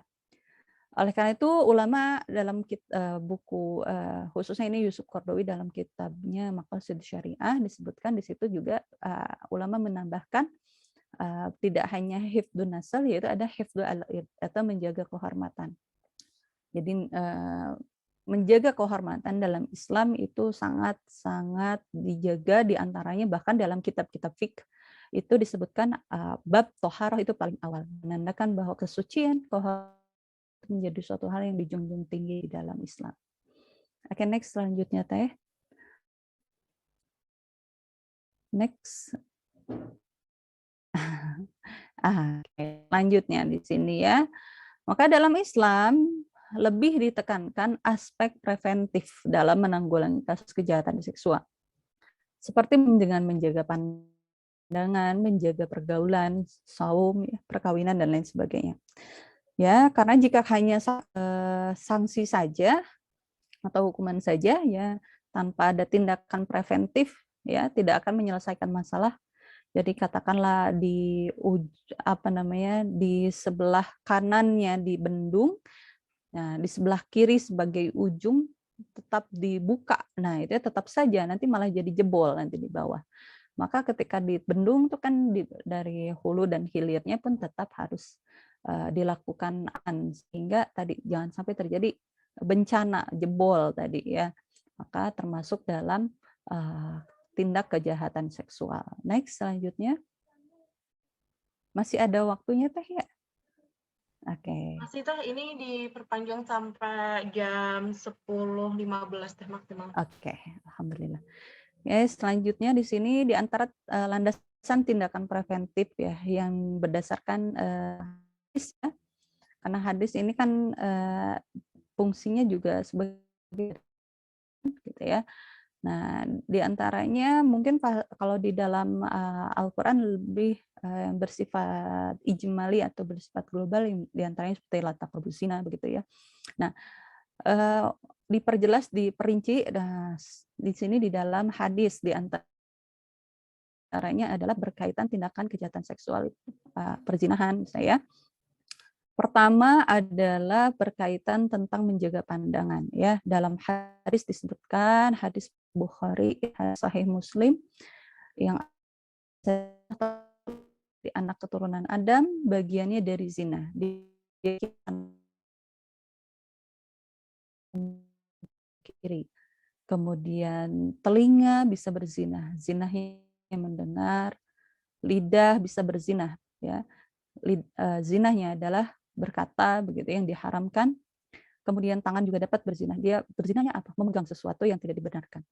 Kaki dapat berzina, zinahnya adalah dengan melangkah ke tempat yang diharamkan. Ya, jadi pada dasarnya sebenarnya dalam Islam semua anggota tubuh kita sudah seharusnya dijaga dari perilaku yang dilarang, yang diharamkan oleh Allah. Gitu. Kenapa? Nanti khawatir masuk ke dalam kategori zina. Hal itu bisa berkeinginan dan berangan-angan, sedangkan kemaluan membenarkan yang demikian itu atau mendustakannya. Nah, apalagi ditambah lagi dengan dilakukan dengan menyalurkan hasrat seksual bukan pada tempatnya. Nah, kemudian di dalam hadis Abi Sa'id ya radhiyallahu anhu, Rasulullah SAW bersabda, laki-laki tidak boleh melihat aurat laki-laki lain dan perempuan tidak boleh melihat aurat perempuan lain, dan seorang laki-laki tidak boleh tidur bersama laki-laki lain dalam satu kain, dan seorang perempuan tidak boleh tidur bersama perempuan lain dalam satu kain. Ini menandakan bahwa pendidikan seks pada anak ya, katakanlah yang hari ini juga ramai dibicarakan, dalam Islam juga sebenarnya jauh-jauh hari sudah disampaikan bahwa Rasulullah mengingatkan kepada kita bahwa tidak diperbolehkan walaupun sesama perempuan atau sesama laki-laki. Nah, itu tidak ya, tidak diperkenankan untuk melihat aurat, dan apalagi tidak boleh tidur bersama laki-laki ataupun perempuan dalam satu selimut. Kenapa? Ini dalam rangka untuk menjaga dari tindak kejahatan ataupun penyimpangan seksual. Nah, Rasulullah SAW pun memalingkan mukanya. Nah, ini berkaitan juga, selain itu berkaitan dengan batas aurat. Nah, Rasulullah memalingkan mukanya sambil berkata kepada Asma berkaitan dengan aurat ya. Wahai Asma, sesungguhnya wanita jika sudah balik maka tidak boleh nampak dari anggota badan ini dan ini. Beliau mengisyaratkan pada wajah dan telapak tangan, menandakan batas aurat bagi perempuan adalah muka dan telapak tangan, ataupun laki-laki dari pusar sampai ke lutut. Nah, batas aurat di dalam Islam ini juga dalam rangka untuk mencegah kejahatan dan tindakan perilaku penyimpangan seksual. Kemudian Rasulullah SAW bersabda dalam hadisnya, diperintahkan anak-anak kalian sholat pada usia 7 tahun, pukul mereka jika meninggalkannya di usia 10 tahun, dan pisahkan di antara mereka tempat tidurnya. Karena tidak sedikit juga kasus-kasus temukan tindakan-tindakan kejahatan seksual ya yang dilakukan, atau di istilah hukum pidana itu adalah istilah incest atau penodaan darah, atau hubungan seksual sedarah ya, anak ayah, anak dengan ibu, atau sesama adik kakak begitu. Itu diakibatkan karena pada usia tersebut tempat tidurnya tidak dipisah. Gitu. Anak sudah balik, misalkan kan kita tidak tahu anak kadang baliknya lebih cepat gitu ya. Oleh karena itu tentang batas-batas aurat, kemudian tempat tidur yang juga harus dipisah, itu diajarkan di dalam Islam sebagai nilai preventif dalam hal ini. Nah, sabda Rasulullah SAW juga dalam hadis riwayat Bukhari, Allah melaknat laki-laki yang menyerupai wanita dan wanita yang menyerupai laki-laki. Bukan hanya untuk orang dewasa yang memakai pakaian, kita pun sebagai orang tua kepada anak juga penanaman nilai-nilai sifat-sifat maskulin untuk laki-laki, sifat-sifat feminim kepada perempuan dengan memakai pakaian yang sesuai dengan jenis kelaminnya, mainan dengan sesuai jenis kelaminnya itu diatur di dalam Islam. Kenapa? Karena jangan sampai jadi silang ya, laki-laki dipakai mainan perempuan dan sebagainya. Dan ini diatur di dalam Islam untuk mencegah tadi perilaku penyimpangan seksual. Oke, next selanjutnya. Nah, Allah Ta'ala berfirman, ya, qulil mu'minina yaghuddu min absarihim wa yahfadhu furujahum dzalika azka lahum innallaha khabirum bima yasnaun. Quran surat An-Nur ayat 30 dikatakan kepada laki-laki yang beriman, hendaklah mereka menahan pandangan dan memelihara kemaluan, yang demikian itu adalah lebih suci bagi mereka. Sesungguhnya Allah Maha mengetahui apa yang diperbuat. Dalam tafsirnya Ibnu Katsir rahimahullah disebutkan ini adalah perintah dari Allah kepada hamba-hambanya yang beriman untuk menjaga atau menahan pandangan. Mereka dalam hal ini diharamkan atas mereka janganlah memandang kecuali memandang yang diperbolehkan, ya. Dan tahanlah pandanganmu dari hal yang diharamkan. Sebenarnya tidak hanya untuk laki-laki, ya, perempuan pun sama. Ketika disebutkan laki-laki maka perempuan terbawa. Nah, dalam konteks hari ini di era digital, menahan pandangan tidak hanya sekedar ketika di dunia nyata, tapi ketika dunia maya pun kita harus bisa menahan pandangan gitu ya. Menahan pandangan, kadang kita tidak niat membuka itu iklannya yang sudah hal-hal yang menjurus gitu ya. Nah, ini perlu memang self control gitu dalam diri kita, yang kembali hal self control itu adalah buah daripada ibadah kita, buah daripada nilai keimanan kita pada Allah. Sehingga self controlnya udah otomatis gitu ya. Jadi ketika ada hal-hal yang tidak seharusnya kita lihat, kita akan tadi berusaha memalingkan gitu ya, menahan pandangan. Sehingga tadi ini adalah tindakan preventif yang bisa juga diajarkan kepada anak-anak kita, bahwa menahan pandangan itu adalah suatu hal yang dianjurkan di dalam Islam untuk mencegah tindakan-tindakan yang seharusnya begitu. Pandangan mata, pandangan hati, dan perilaku. Next, selanjutnya. Selanjutnya, Teh. Nah, di sini. Bagaimana bentuk kejahatan dan penyimpangan seksual dalam Islam? Yang berkaitan dengan hudud, dalam Islam itu hukum tuh ada yang terkena had, dalam jinayah khususnya hukum pidana Islam, ada yang terkena had, ada yang terkena ta'zir, atau wilayah yang tidak diatur di dalam Al-Quran hadis, tapi hal itu sebenarnya merupakan tindakan kejahatan. Maka jika hal itu belum diatur di dalam Al-Quran ataupun hadis, bukan berarti jadi boleh, tapi itu adalah wilayah hakim dalam hal ini untuk bisa menentukan terkait sanksi yang harus diberikan terhadap perilaku kejahatan tersebut. Termasuk kejahatan seksual hari ini yang begitu macam, beragam, dan berkembang ya, sehingga bukan berarti karena belum diatur di dalam Islam itu menjadi boleh, kan tidak.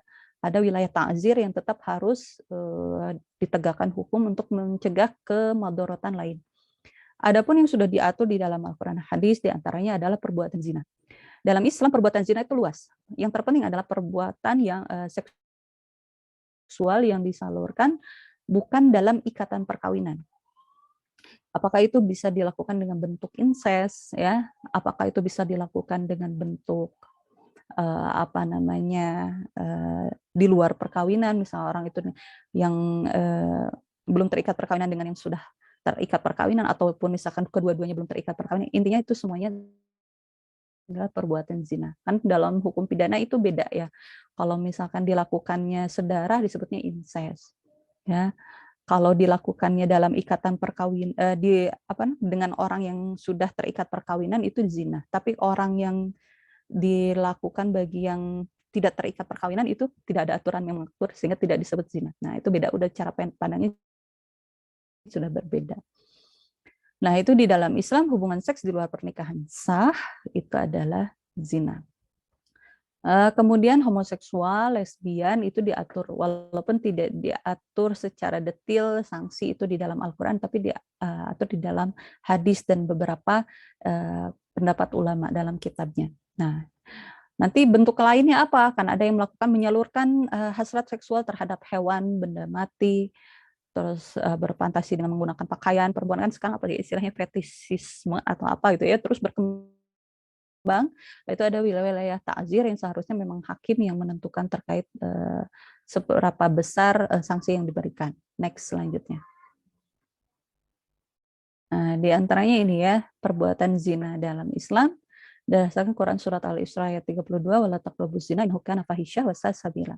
Ataupun dalam sebuah hadis ya, hadis riwayat Ahmad dan Abu Dawud yang menyebutkan bahwa wahai manusia, saya sampaikan apa yang saya dengar dari Rasulullah. Dan saat perang Hunain, beliau bersabda, tidak halal bagi seorang yang beriman pada Allah dan Rasulnya menyiramkan air maninya ke tanaman orang lain, ke istri orang lain, atau perempuan lain selain istrinya. Nah, ini juga perbuatan zina. Kemudian termasuk ya hukuman, karena ini termasuk ke dalam had, ya hukum yang sudah ditentukan oleh Allah dan Rasulnya, di mana kalau orang yang perkawinan kemudian melakukan perbuatan zina adalah dirajam ya. Ketika keduanya dilakukan oleh orang yang masih lajang, itu adalah dicambuk 100 kali, kemudian diasingkan selama 1 tahun. Oke, selanjutnya next terkait sanksi perbuatan homoseksual dan lesbi. Kisah tentang kaum Nabi Lut ini sudah masyhur, ataupun tadi foto tadi sudah disebutkan, ada foto berkaitan penemuan sebuah kaum Pompei yang perilakunya menyerupai sama seperti kaumnya Nabi Lut ya, nauzubillah min dzalik. Kemudian ini juga diabadikan oleh Allah dalam Quran surat Asy-Syu'ara di ayat 165 166 yang disebutkan bahwa kamu mendatangi jenis laki-laki di antara manusia dan kamu tinggalkan istri yang dijadikan oleh Tuhanmu. Bahkan kamu adalah orang yang melampaui batas. Menandakan bahwa perilaku LGBT ya, itu adalah perilaku yang melampaui batas. Kalau hari ini normality sebenarnya itu keluar dari nilai Al-Qur'an Asy-Syu'ara ini ya. Karena Allah yang menegaskan bahwa ini adalah perilaku yang melampaui batas gitu. Dia memiliki yang halal ya, justru dia lari kepada yang haram. Nah, ini ya, ini perilaku melampaui batas. Kemudian dari Abu Musa berkata, Rasulullah SAW bersabda, apabila lelaki menggauli lelaki maka keduanya berzina, dan apabila wanita menggauli wanita maka keduanya berzina. Ya, oke, next selanjutnya Nah, ini barang siapa yang mendapatkan orang yang melakukan perbuatan kaum Nabi Lut, maka ia harus harus ya dihukum mati, baik yang melakukan maupun yang bukan. Emang serem ya hukumannya sebenarnya dalam Islam ini berat. Kenapa? Karena konsekuensi ke depannya pun berat sebenarnya. Hal ini, semoga hal ini menjadi salah satu hal informasi yang membuat kita merasa tidak terbawa oleh isu normalisasi LGBT ya, bahwa perilaku tersebut perilaku normal, perilaku tersebut perlu bimbingan, perilaku itu perlu kembali pada nilai-nilai Allah gitu ya, Al-Quran dan hadis. Semoga hal ini juga disampaikan juga oleh hadis-hadis Rasul lain yang berkaitan bahwa larangan keras terhadap perilaku-perilaku menyimpang tersebut, ataupun tindakan kejahatan seksual. Karena tindakan homoseksual itu tidak akan berhenti pada dirinya. Dia akan melakukan homoseksual, dia akan lakukan kepada siapapun. Kemudian nanti orang yang menjadi korban, baik tidak melihat batas usia, nanti yang korbannya misalkan anak-anak nanti dia dewasa, dia akan menjadi pelaku selanjutnya. Terus. Itu akan merusak masa depan, merusak otak, merusak keimanan, merusak tatanan, dan lain sebagainya. Gitu ya. Nah, ini yang menjadi hal yang ditentang keras di dalam Islam, bahwa Islam sangat menjaga nilai-nilai tadi, kembali pada tujuan hukum Islam, menjaga diri, menjaga kehormatan, menjaga keluarga, menjaga agama, agar semua ini tidak chaos. Jangan sampai manusia ini keluar dari orbitnya. Kita tetap menjadi seorang manusia yang beradab sesuai dengan kodratnya, sehingga keturunan generasi kita selanjutnya terjaga ya. Bahkan Rasulullah juga menguatkan bahwa melaknat 3 kali pelaku homoseksual dan sejenisnya dibanding dengan pelaku zina, walaupun semuanya itu perbuatan fahisyah ya. Nah, ini semua menjadi peringatan untuk kita bahwa melindungi diri kita dan keluarga kita dan orang-orang yang ada di sekeliling kita, termasuk masyarakat, dari perbuatan zina dan perbuatan penyimpangan seksual lainnya. Wallahu a'lam bishawab. Mungkin cukup dari saya demikian Alhaqami rabbik fala takunanna minal mumtarin. Saya kembalikan kepada moderatornya. Ini mah usulan ya. dibaca aja. Oke, Enggak. jazakallah khairan kasiran Teh Siska atas pemaparannya tadi sangat komprehensif sekali ya Teh ya. Jadi kita bisa melihat bahwa bagaimana Islam itu sangat menekankan pada aspek pencegahannya gitu ya. Dan jangan sampai kita melihat mungkin sekarang tuh semangatnya adalah semangat ingin orang-orang mungkin melihatnya harus memberikan sanksi dan lain sebagainya. Sebenarnya mereka kadang luput terhadap masalah pencegahannya yang itu malah dalam Islam udah banyak dibahas seperti itu ya Teh ya. Nah, itu tadi cukup menarik ya teman-teman pemaparan dari Teh Siska. Dan mungkin di sini kalau teman-teman ada yang ingin ditanyakan, boleh banget untuk langsung ditanyakan aja di kolom chat. Dan dan mumpung nih ada Teh Siska yang dengan berbagai macam pengalamannya gitu ya bisa menjawab pertanyaan yang mungkin teman-teman tuh pengen tanyakan gitu. Apalagi sekarang isu ini cukup familiar dan mungkin teman-teman juga melihat bagaimana adanya pro kontra ataupun perdebatan dan juga diskusi yang di sosial media yang mungkin teman-teman pun masih butuh jawabannya gitu, apalagi dari sudut pandang Islam seperti itu. Nah, berhubung belum ada yang bertanya, mungkin saya izin bertanya dulu ya, saya mungkin ini bisa jadi pancingan untuk teman-teman juga ingin bertanya juga. Nah, tadi juga Teteh sempat menyebutkan ya terkait dengan peraturan yang mengatur tentang seks bebas itu belum ada ya di Indonesia ini ya Teh ya. Nah, apakah saat ini tuh ada upaya untuk mengatur hal itu gitu? Apakah itu juga dibahas juga dalam rancangan undang-undang KUHP yang sekarang tuh sedang digodok Teh gitu? Seperti apa Teh? Oke, di dalam terkait pengaturan tindakan seks bebas ya, tadi sebenarnya seks bebas yang lebih pada ikatan ya, orang yang melakukannya masih dalam ikatan perkawinan itu diatur di dalam undang-undang pidana. Nah, yang menjadi masalah adalah ketika belum adanya aturan yang menjadi dasar tidak boleh melakukan tindakan atau penyaluran hasrat seksual yang tidak terikat atau lajang ya, tidak terikat perkawinan atau lajang. Nah, itu yang menjadi masih PR. Apalagi sekarang ditambah dengan adanya aturan yang dengan istilah sexual consent tadi. Sebenarnya ini jadi tambah kerja keras. Sejauh ini sih saya belum mendapatkan naskah draft RUU KUHP yang terbaru ya Teh ya. Saya tapi ini masih sebenarnya. Ini masih PR dari untuk sudah ada progres dari RP, ada progres terkait pembahasan mungkin karena masih disibukkan dengan undang-undang yang terbaru yang RUU TPKS ya, belum yang sekarang IKN gitu ya, sehingga itu kan cukup lama ya yang RUU KUHP itu belum ada kabar. Nah, jadi intinya sejauh ini belum ada ya terkait seks bebas yang di situ pelakunya adalah orang yang masih lajang. Belum ada yang mengatur. Apalagi tadi ditambah ditekankan dengan Permendikbud 30. Yang Permendikbud 30 kan kalau dilakukan orang dewasa dan suka sama suku ya, persetujuan gitu katakanlah. Itu boleh kan? Itu kan tambah ruwet dengan aturan tersebut sebenarnya. Begitu. Jadi ternyata kan istilah sexual concern-nya itu belum ada kabar dihapuskan ya. Sejauh ini saya belum tahu apakah itu jadi dihapus atau tidak. Cuman saya setahu saya itu belum dihapus. Jadi masih berlaku sexual concern itu. Itu Teh. Jadi saya belum bisa jawab ada aturannya atau enggak. Karena belum ada sepertinya. Oke, Teh kalau beberapa kali pernah lihat berita ya tentang kayak penggerbekan kumpul kebo kayak gitu. Nah, itu kena pidana atau enggak Teh itu? Kan ditangkap, nanti dikasih pembinaan, bebas. Biasanya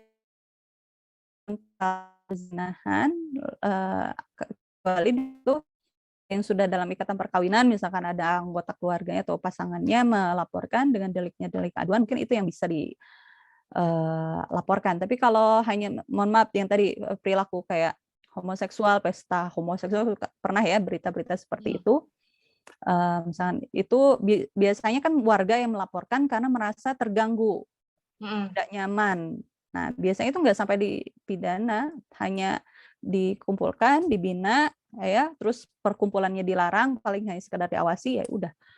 Saya belum pernah dengar sampai di penjara atau apa itu enggak. Karena memang kalau hukumnya tidak mengatur ya nggak bisa. Polisi pun hanya eksekutor katakan dalam hal ini untuk ini nggak berani begitu. Pantesan berarti memang saya juga sempat lihat banyak ini tuh kayaknya sekarang tuh marak sekali ya Teh ya tentang seks bebas tuh kayak orang tuh mulai ada istilah FBB yang mana orang-orang tuh udah mulai berani unjuk diri untuk membiasakan seks bebas tuh, makanya saya bertanya-tanya ada nggak sih aturannya yang mengatur sana, tapi nyatanya memang belum. Dan ini mungkin jadi PR ya Teh ya untuk kita semuanya, mungkin di sini ada anak-anak yang menghukum untuk berusaha mengatur hal itu, karena ini jadi cepat atau lambat nih akan jadi ancaman buat generasi ke depan. Apalagi kemarin saya sempat baca berita tentang ada anak-anak sekolah mana gitu yang dia tuh di daerah Probolinggo itu mereka mengajukan pernikahan dini karena dia hamil di luar nikah MBA dan ya? itu jumlahnya banyak. Iya. Banyak. Itu tuh cepat atau lambat akan merusak generasi gitu. Maksudnya nggak usah jauh-jauh pakai sudut pandang Islam. Maksudnya nanti dengan adanya ketidaksiapan mereka dalam untuk mereproduksi, menghasilkan anak tuh nanti akan menghasilkan anak-anak yang stunting seperti itu ya Teh, yang itu jadi beban negara ke depannya. Iya Teh, Jadi mungkin ini harus jadi concern kita. Ya emang ini PR kita semua ya, semua pihak sebenarnya, semua pihak, karena kita bisa melihat ini dari berbagai macam sudut ilmu ya. Kita bisa bareng-bareng memperjuangkan. Saya juga bergabung di Dewan Kepakaran KNPK. Beliau penggagasnya adalah Prof. Eis Sunarti, beliau guru besar ketahanan keluarga dari IPB. Itu di dalamnya berbagai macam disiplin ilmu ya, dari syariah, dari hukum, dari psikologi, dari macam-macam lah. Itu adalah salah satunya adalah untuk ya ini memantau ya bagaimana terkait peraturan yang hari ini sedang ramai, juga mengkritisi hal-hal yang tadi tidak nilai dengan untuk di Indonesia. Karena tadi perilaku kejahatan seksual, penyimpangan itu sangat menggoncang kata lain nilai ketahanan keluarga yang ada di Indonesia, karena ketahanan keluarga tidak hanya aspek gizi, tidak hanya aspek kesehatan, aspek mental, agama dan sebagainya. Jadi ini perlu disoroti dan oleh semua pihak gitu ya.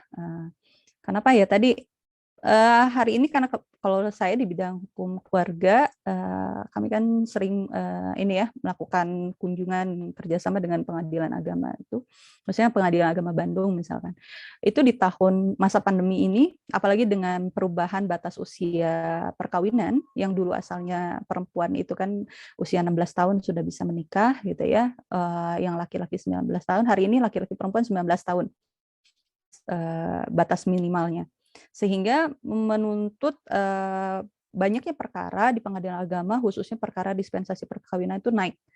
Nah, yang menarik adalah ya dispensasi perkawinan yang diajukan ke pengadilan agama itu naik, itu disebabkan bukan karena semangat ingin nikah ya untuk menjaga diri dari perbuatan zina, bukan. Justru karena lebih banyak karena kasus MBA atau marriage by accident. Itu banyak, dan itu banyak dilakukan penelitian oleh mahasiswa kami di kampus gitu ya, terkait sebab-sebab dispensasi perkawinan tadi diajukan. Jadi itu hal yang memang banyak disoroti, dan kebanyakan masyarakat ketika ditanya, Bu, kenapa ini diajuin dispensasi, orang tuanya tuh bilang biasalah anak muda, gitu jawabnya.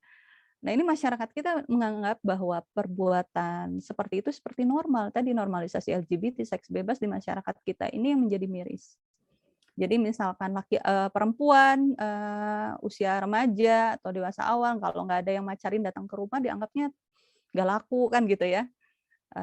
Dianggapnya apa? Itu di masyarakat kita kan masih berkembang seperti itu. Justru yang sebenarnya kan tidak demikian. Perlu memang edukasi oleh semua pihak, apalagi di era digital seperti ini.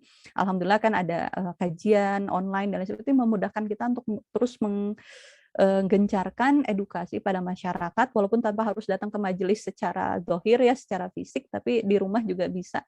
Ini adalah sarana terbaik Teh untuk mengedukasi, karena yang paling pertama memang kita harus merubah mindset di masyarakat kita bahwa tadi hal perilaku tersebut itu nggak normal. Ya, perilaku tersebut adalah sebuah tindakan kejahatan gitu. Itu ya Teh ya. Alhamdulillah. Oke, terima kasih Teh Siska tadi menjawab perasaan saya. Nah, ini selanjutnya tadi ada dari Teh Ismara mau bertanya tapi mau via mic aja. Nah, ini Mangga. untuk Teh Ismara apakah udah ini bisa Iya dicek Teh, cek, masuk. masuk ya? Siap. Oke Teh Noha. Oke, Assalamualaikum warahmatullahi Mangga. wabarakatuh. Salam kenal Ibu dan juga teteh-teteh semuanya. Izin bertanya ya Bu ya, ini sangat bagus pembahasan kajian hari ini. Ini hanya kekhawatiran saya sih Bu, terutama saya sebagai di pihak internal keluarga ya, maksudnya kan kita juga punya keluarga internal gitu ya. Dengan fenomena yang ada yang sekarang gitu ya, dengan apa ya, masuknya Permendikbud yang tadi yang sudah Ibu sebutkan, yang apa sih, yang tadi pasal Permendikbudristek yang 30 tahun ya 2021 Teh ya. iya, yang itu, yang apa sih, itu tidak akan dihukum apabila ada persetujuan dari korban, yang kayak gitu ya Bu ya. Nah, sedangkan saya sendiri pun kan punya adik ya, punya adik yang kuliah gitu kan di kampus, sedangkan si aturan ini sudah ada. Nah, itu jadi kekhawatiran sendiri sih, takutnya gitu kan masih banyak ya anak-anak kuliah yang masih polos kayak gitu perihal seperti ini. Nah, mungkin kita udah tahu ya konsepsi dari hukum Islam itu seperti apa, perihal seksual dan hukum-hukumnya. Cuman yang jadi PR di sini adalah yang ingin saya tanyakan, gimana kita sebagai pihak keluarga, sebagai pihak internal, itu bisa memberikan edukasi yang baik gitu ke keluarga kita untuk ngasih pemahaman yang baik bahwa hal yang seperti itu tuh yang menurut Mas tidak normal. Jadi yang tadi Ibu sebutkan ya di masyarakat kita tuh menormalisasikan hal yang tidak normal sebetulnya. Jadi itu sih Bu, mungkin secara konsep kita sudah paham ya seperti ini nih, dan hukum Islamnya ini. Cuman yang jadi PR-nya adalah saya pribadi pun suka masih bingung gitu Bu, cara men-treatment keluarga sendiri ya terutama kayak gitu. Itu sih mungkin pertanyaan saya. Mungkin itu aja sih Baik. Bu. Terima kasih. Assalamualaikum warahmatullahi wabarakatuh. Salam telah. Terima kasih Teh Ismara. Langsung aja ya Teh Nuha ya. Ya, silakan Teh. Baik. Memang dalam Quran surat At-Tahrim disebutkan ku anfusakum wa ahlikum naro quduhan nasu wal hijarah kafirin kan gitu ya. Bahwa kita harus melindungi diri kita dan keluarga kita dari api neraka ya. Jadi nggak hanya dulu masyarakat umum, tapi kita pasti mengkhawatirkan diri dan keluarga kita ya. Karena kita berat nanti kelak dikumpulkan oleh Allah di surga bersama keluarga pasti pertama kita cari. Nah, melihat fenomena kita hari ini memang sama, kegelisahan itu bukan hanya Teteh ya, saya pribadi juga sebenarnya kegelisahan itu sama, semua pihak gitu ya, banyak yang sadar terkait hal ini juga pasti ada rasa khawatir. Kembali kita kekhawatiran itu kita kembalikan pada Allah ya, kita memohon pada Allah untuk dilindungi dari segala tindakan atau kejahatan atau segala perbuatan fahisyah tadi, perbuatan keji dan munkar. Nah, yang kedua adalah memang mau tidak mau kita harus sering memberikan edukasi baik berupa ajakan, baik berupa ajakan secara lisan gitu ya untuk menambah ilmu bersama gitu ya. Apalagi misalkan kalau keluarga di sini adalah kalau tadi Teteh lebih spesifik kepada adik ya, adik yang usia-usia yang remaja gitu ya. Memang perlu pendekatan deh. Perlu pendekatan. Saya pun dulu ketika saya masih kuliah, saya juga punya adik yang usia-usia kuliah. Kalau saya lebih pada aspek ya, pertama kuduah ya. Kita kembali pada nilai fikih dakwah ya. Fikih dakwah di mana adalah kuduah qobla dakwah. Jadi memang suri tauladan adalah hal yang paling utama sebelum kita menyampaikan suatu hal secara lisan. Karena bisa jadi kan nanti kalau diajak, Teteh juga kan pasti gitu ya. Kalau itu yang sebenarnya kita nggak lakukan gitu ya, nanti khawatirnya jadi jatuh pada kabur makan indallah. Jadi kalau saya pertama adalah al-qudwah qabla dakwah, dan itu sebenarnya itu yang nggak bisa dibantah nanti sama orang lain ketika kita berdakwah. Karena pertama yang dilihat adalah pribadi kita, diri kita, pendekatan kita juga. Misalnya kedekatan kita dengan objek dakwah kita, dalam hal ini adalah keluarga. begitu. Mungkin itu juga jadi hal yang saya juga masih belajar, khususnya karena saya juga punya anak-anak di usia-usia ada yang balita dan usia SD begitu. Itu juga hal yang memang perlu ditingkatkanlah kedekatan cara menyampaikan dengan cara yang baik dan qudwah yang terbaik, dan informasi boleh kita ajak kajian gitu ya, kita ajak, dan ternyata yang misalkan yang suka kumpul-kumpul dengan lawan jenis dan apalagi berduaan dan sebagainya itu nggak keren sebenarnya, karena kan itu kalau nggak punya pacar itu kan nggak keren, lu ketinggalannya jomblo dan lain-lain gitu ya. Nah itu perlu ya kita merubah mindset-nya dengan mungkin cara-cara asik kalau ke mahasiswa ya, begitu. Apalagi kalau misalnya kampusnya kampus yang memang bukan bernuansa Islam. Kami saja yang di kampus yang jelas-jelas namanya kampus Islam gitu ya, itu juga masih PR besar, dan intinya sih hidayah memang dari Allah. Hidayah itu dari Allah, sehingga yang paling itu ya kita mintanya pada Allah sambil ikhtiar manusia lah gitu. Tadi pendekatan, informasi kita sampaikan, dijaga terus, itulah gitu. Sisanya kita serahkan pada Allah. Jadi kekhawatiran tadi supaya tidak berlebih gitu. Wallahu a'lam bishawab, Teh Ismara. Oke, terima kasih Teh Siska. Tadi pertanyaan jawaban dari Teh Siska tadi nggak cuma menjawab untuk Teh Ismar aja ya, tapi juga ini relate sekali sama pertanyaan dari Teh Asma Al-Himnah Huda gitu. Jadi memang harus ada upaya pendekatan dan juga yang pasti jangan lupa serahkan pada Allah gitu yang maha menjaga keluarga kita kayak gitu. Nah tadi kalau nggak salah ada dari Teh Hasya Safarin Almira yang tadi sempat raise hand. Dari Teteh mau bertanyakah? Iya, Teh.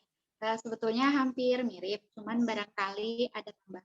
Jadi begini. Sebelumnya maaf, Assalamualaikum warahmatullahi wabarakatuh. Waalaikumsalam. Perkenalkan, saya Hasya Safarin Almira. Izin bertanya atau memberi saran. Saya menemukan dalam sebuah pesantren gitu ya Bu ya. Pesantren ini yang namanya pesantren kan dia udah udah memberi banyak ilmu agama gitu. Tapi nyatanya itu ada remaja. Jadi SMP mungkin ya, sekolah menengah pertama itu dia karena kesehariannya perempuan dengan perempuan ya Bu ya. Jadi dia tuh menyukai sesama jenis gitu. Itu kan sangat ngeri gitu ya Bu ya, dan memang hal yang seperti itu kan menular gitu ya Bu ya, menular karena memang dari circle yang satu tuh ternyata ada circle lain gitu. Jadi terdapat 2 circle itu gitu Bu. Nah, yang ingin saya coba tanyakan atau ingin diberi saran oleh Ibu, treatment apa yang harus diberikan kepada orang yang menjadi korban, maksudnya dia perempuan tersebut yang mengalaminya, dan bagaimana untuk orang-orang sekitarnya yang jangan sampai mengalaminya juga, karena memang ya itu sudah berpindah circle gitu. Jadi yang asalnya satu circle menjadi 2 circle gitu. Seperti itu. Yang lingkungannya tuh perempuan dengan perempuan namanya. Terima kasih. Oke, terima kasih Teh Hasya. Jadi memang ini lagi tren di kalangan di kampus ya. Kami pun mendapati ada beberapa kasus ya, hampir mirip-mirip. Jadi memang pertama kita pasti mendengar seperti itu ngelus dada ya, astagfirullah ya, semoga kita semua juga dijauhkan dari hal tersebut ya. Tidak hanya di perguruan tinggi sebenarnya ya, dan ini juga banyak. Jadi kasus-kasus ternyata kayak misalnya udah berumah tangga, diketahui bahwa pasangan kasus-kasus seperti itu. Karena oleh karena itu tadi, jadi tindakan preventif itu pertama yang tadi ya, di pesantren, walaupun merasa pesantren, ini perlu pengelola pesantren juga memastikan bahwa pergaulan antar santrinya diantaranya adalah tidak memperlihatkan aurat satu sama lain ya. Kalau saya pernah mendapat cerita dari di pesantren ya, sampai katanya ikhwan itu kalau tidur harus tetap pakai sabuk, supaya tadi jangan sampai karena sama ikhwan di di kobongnya atau di asramanya dia cuma pakai celana pendek misalkan, itu sampai nggak boleh. Ya, berarti aturan pesantren yang benar-benar yang mau mengelola pesantren itu harus perlu karena tanggung jawabnya kan mengelola pesantren yang tadi di dalamnya laki-laki aja, perempuan-perempuan saja gitu ya. Oleh karena itu tadi yang diajarkan oleh Rasulullah dipisah tempat tidurnya, tidak boleh melihat aurat satu sama lain begitu. Itu yang harus ditekankan. Kadang suka ada tidurnya satu kasur berdua begitu ya. Ini juga mahasiswi juga kadang misalkan ke kosan temennya ikut kasur gitu. Nah, ini juga harus dihindari begitu ya, karena hal-hal tadi sifatnya yang preventif. Nah, kalau memang hal tadi sudah terjadi, ya tadi kalau misalkan ada teman kita gitu ya yang seperti itu, kalau masih bisa di-treatment, diajak gitu ya, maka tadi intinya pendekatan ya, sampai dia itu merasa bahwa ada sesuatu yang salah dalam dirinya. Akan sulit sekali kita menyampaikan sesuatu yang dirinya itu belum sadar bahwa itu tuh salah.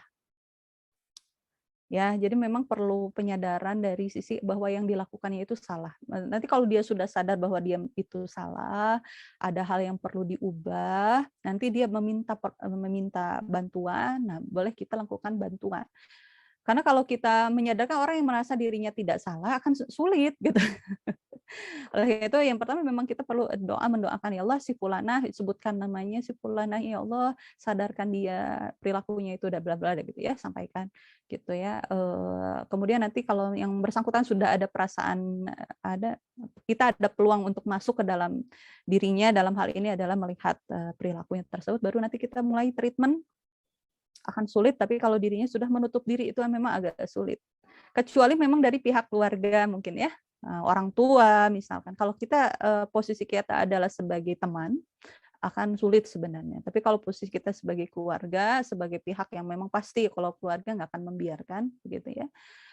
Kayak misalkan saya di kampus menemukan kasus misalnya mahasiswi seperti itu, maka kan posisi kami sebagai pendidik begitu kan akan agak sulit kecuali kalau orang tuanya. Nah, itu. Jadi itu ya Teh ya. Jadi kalau posisi kita sebagai misalkan atau pengelola pesantren ya, pengelola misalkan asri ya, kos-kosan nampak menerapkan aturan yang tadi tidak boleh satu tempat tidur ya dan lain-lain gitu ya. Dan jika ada yang circle seperti itu di out misalkan ya pengelola asramanya misalkan ini terindikasi perilaku penyimpangan di out karena kalau tidak seperti itu akan menular. Perilaku tersebut akan menular. Kalau sebelum menular ya memang harus disembuhkan. Orang bisa disembuhkan kalau dia ngerasa sakit. Kalau nggak sakit gimana? Nggak akan mau datang ke dokter kan? Susah juga ya. Gitu. Oleh karena itu malah terakhir di salah satu podcast di ini yang diisi oleh salah satu dokter yang terkenal itu menyebutkan bahwa ya LGBT ini normal kan bukan penyimpangan seksual katanya. Nah, ini kan bahaya, ini dikonsumsi banyak orang gitu masyarakat. Ya begitulah Teh, hari ini kita temui banyak kasus, saya pribadi juga menemukan banyak kasus dan memang yang terutama orang-orang terdekat yang bisa ikut menyadarkan. Didoakan juga. Mungkin gitu ya Teh, wallahu a'lam bishawab ya Teh. Ya, terima kasih Teh Siska. Tadi pertanyaan Teh Hasya ya tentang homoseksual di pesantren, saya jadi ingat ada sebuah buku yang membahas tentang ada budaya namanya itu Mairil dan juga Nyampet yang ternyata fenomena pesantren itu tuh dianggap sebagai gudang pencetak homoseksual gitu. Ternyata itu buku itu cukup mencengangkan dan ya saya sempat baca bukunya sih Teh. Jadi itu memang mungkin jadi pegangan kita juga ya untuk bisa membekali anak-anak kita di pesantren untuk difahamkan ya bahwa hal-hal yang mungkin nanti jadi mereka tahu gitu bahwa itu tuh jadi hal yang harus mereka hindari dan apa aja yang harus diinikan gitu. Itu cukup menarik sih Teh. Ya, nah, jadi mulai dari rumah sih Teh, kayaknya mulai dari rumah juga. Kayak usia-usia SD kan udah bisa disampaikan anak saya usia SD kelas 2 gitu. Misalkan mana aurat yang boleh diperlihatkan, mana boleh diperlihatkan, boleh disentuh kan gitu ya. Sekarang bahkan di anak-anak usia TK tuh udah ada lagu yang mana ada lagu khusus ya di mana ya terkait anggota tubuh yang boleh dipegang, dilihat dan lain sebagainya. Itu juga sebenarnya langkah awal. Kemudian tadi pesantren ya pengelola pesantrennya juga perlu ini ya, perlu paham, ya pasti paham, hanya saja bentuk penerapannya ya, penerapannya di bentuk praktis ke santrinya seperti apa. Kita sebagai orang tua memilihkan pesantren yang baik juga. Jadi nggak asal, yang penting pesantren, kita nggak cross check, kita nggak survei, kita nggak lihat kurikulumnya, kita nggak dengar testimoninya, gitu kan, itu perlu ya. Gitu. Jadi nggak asal memasukkan anak ke pesantren juga seperti itu. Allahu a'lam bishawab.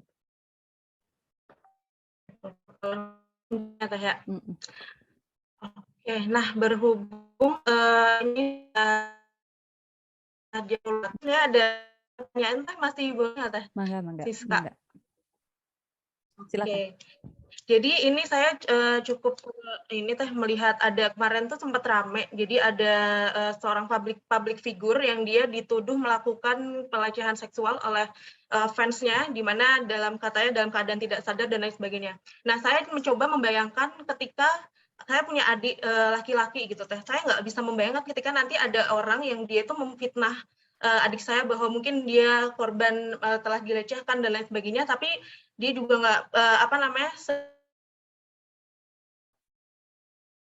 orang yang difitnah itu tuh dia tidak bisa bagaimana cara dia untuk membuktikan bahwa dia itu tidak bersalah gitu Teh. Mungkin misalnya kan itu bisa yang mungkin jadi salah satu pasal karet juga ya Teh dari RUU PKS ini. Nah, kalau misalnya ada kejadian seperti itu, bagaimana caranya si pihak laki-laki yang apalagi sekarang dengan adanya sosial media viral-viral kayak gitu, orang nggak tahu mana yang benar salah, tapi yang akan dituding langsung tuh si pelakunya. Sedangkan bagaimana cara si yang terduga pelaku ini tuh membela diri bahwa dia tuh tidak melakukan hal itu gitu.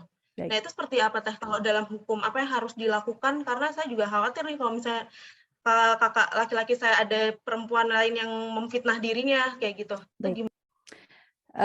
Sepengetahuan saya Teh, kalau di dalam Islam khususnya, dalam sebuah hadis disampaikan bahwa barang siapa yang dituduh ya, dengan ada orang yang menuduh, yang harus membuktikan adalah orang yang menuduh.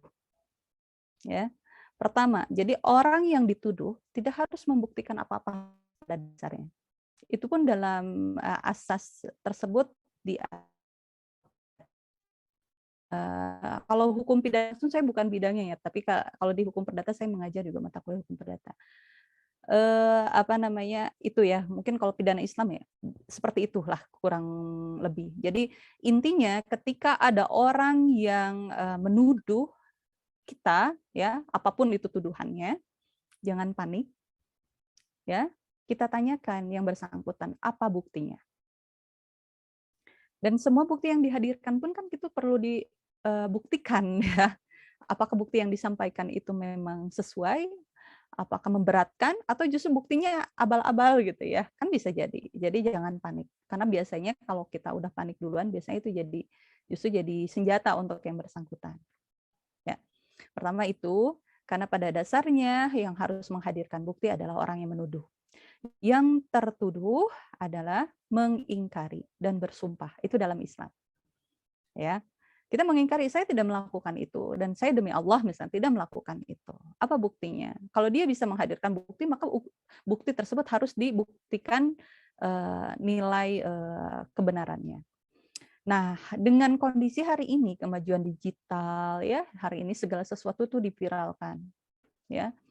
Memang ini adalah menunjukkan, mengukur tingkat literasi kita sebagai warga Indonesia, ya. Jika kalian menemukan sebuah berita dalam Al-Quran disampaikan fatabayanu, kita harus konfirmasi. Oleh karena itu kita harus mulai tidak terlalu reaktif ketika mendapati sebuah informasi. Perlu memang dibaca ulang, dilihat dari awal sampai akhir, kemudian didengar juga para ahli yang mengetahui terkait hal itu untuk bisa kita melihat bahwa ini tidak langsung menilai. Masyarakat kita memang hari ini masih budaya literasinya masih kurang begitu ya. Jadi ketika mendapati sebuah berita langsung reaksi gitu ya. Nah, ini yang menjadi bahaya memang. Nah, kita sebagai pihak yang tertuduh tadi sampaikan ketika ada bukti atau tidak, jangan khawatir ya. Nah, tinggal yang untuk fungsi yang dibuktikan itu adalah di meja hijau ya. mungkin ada proses kepolisian, ada proses penyidikan jika hal itu dan asas praduga tak bersalah itu adalah hak setiap masyarakat, setiap warga negara ya. Jadi belum ada putusan pengadilan semuanya nggak salah gitu ya. Gitu. Apalagi kalau memang benar-benar tidak melakukan, nanti jatuhnya terhadap fitnah. Nanti kan bisa kita laporkan balik yang bersangkutan kalau memang tidak melakukan dengan pasal pencemaran nama baik. Gitu. Jadi intinya jangan mudah menuduh orang.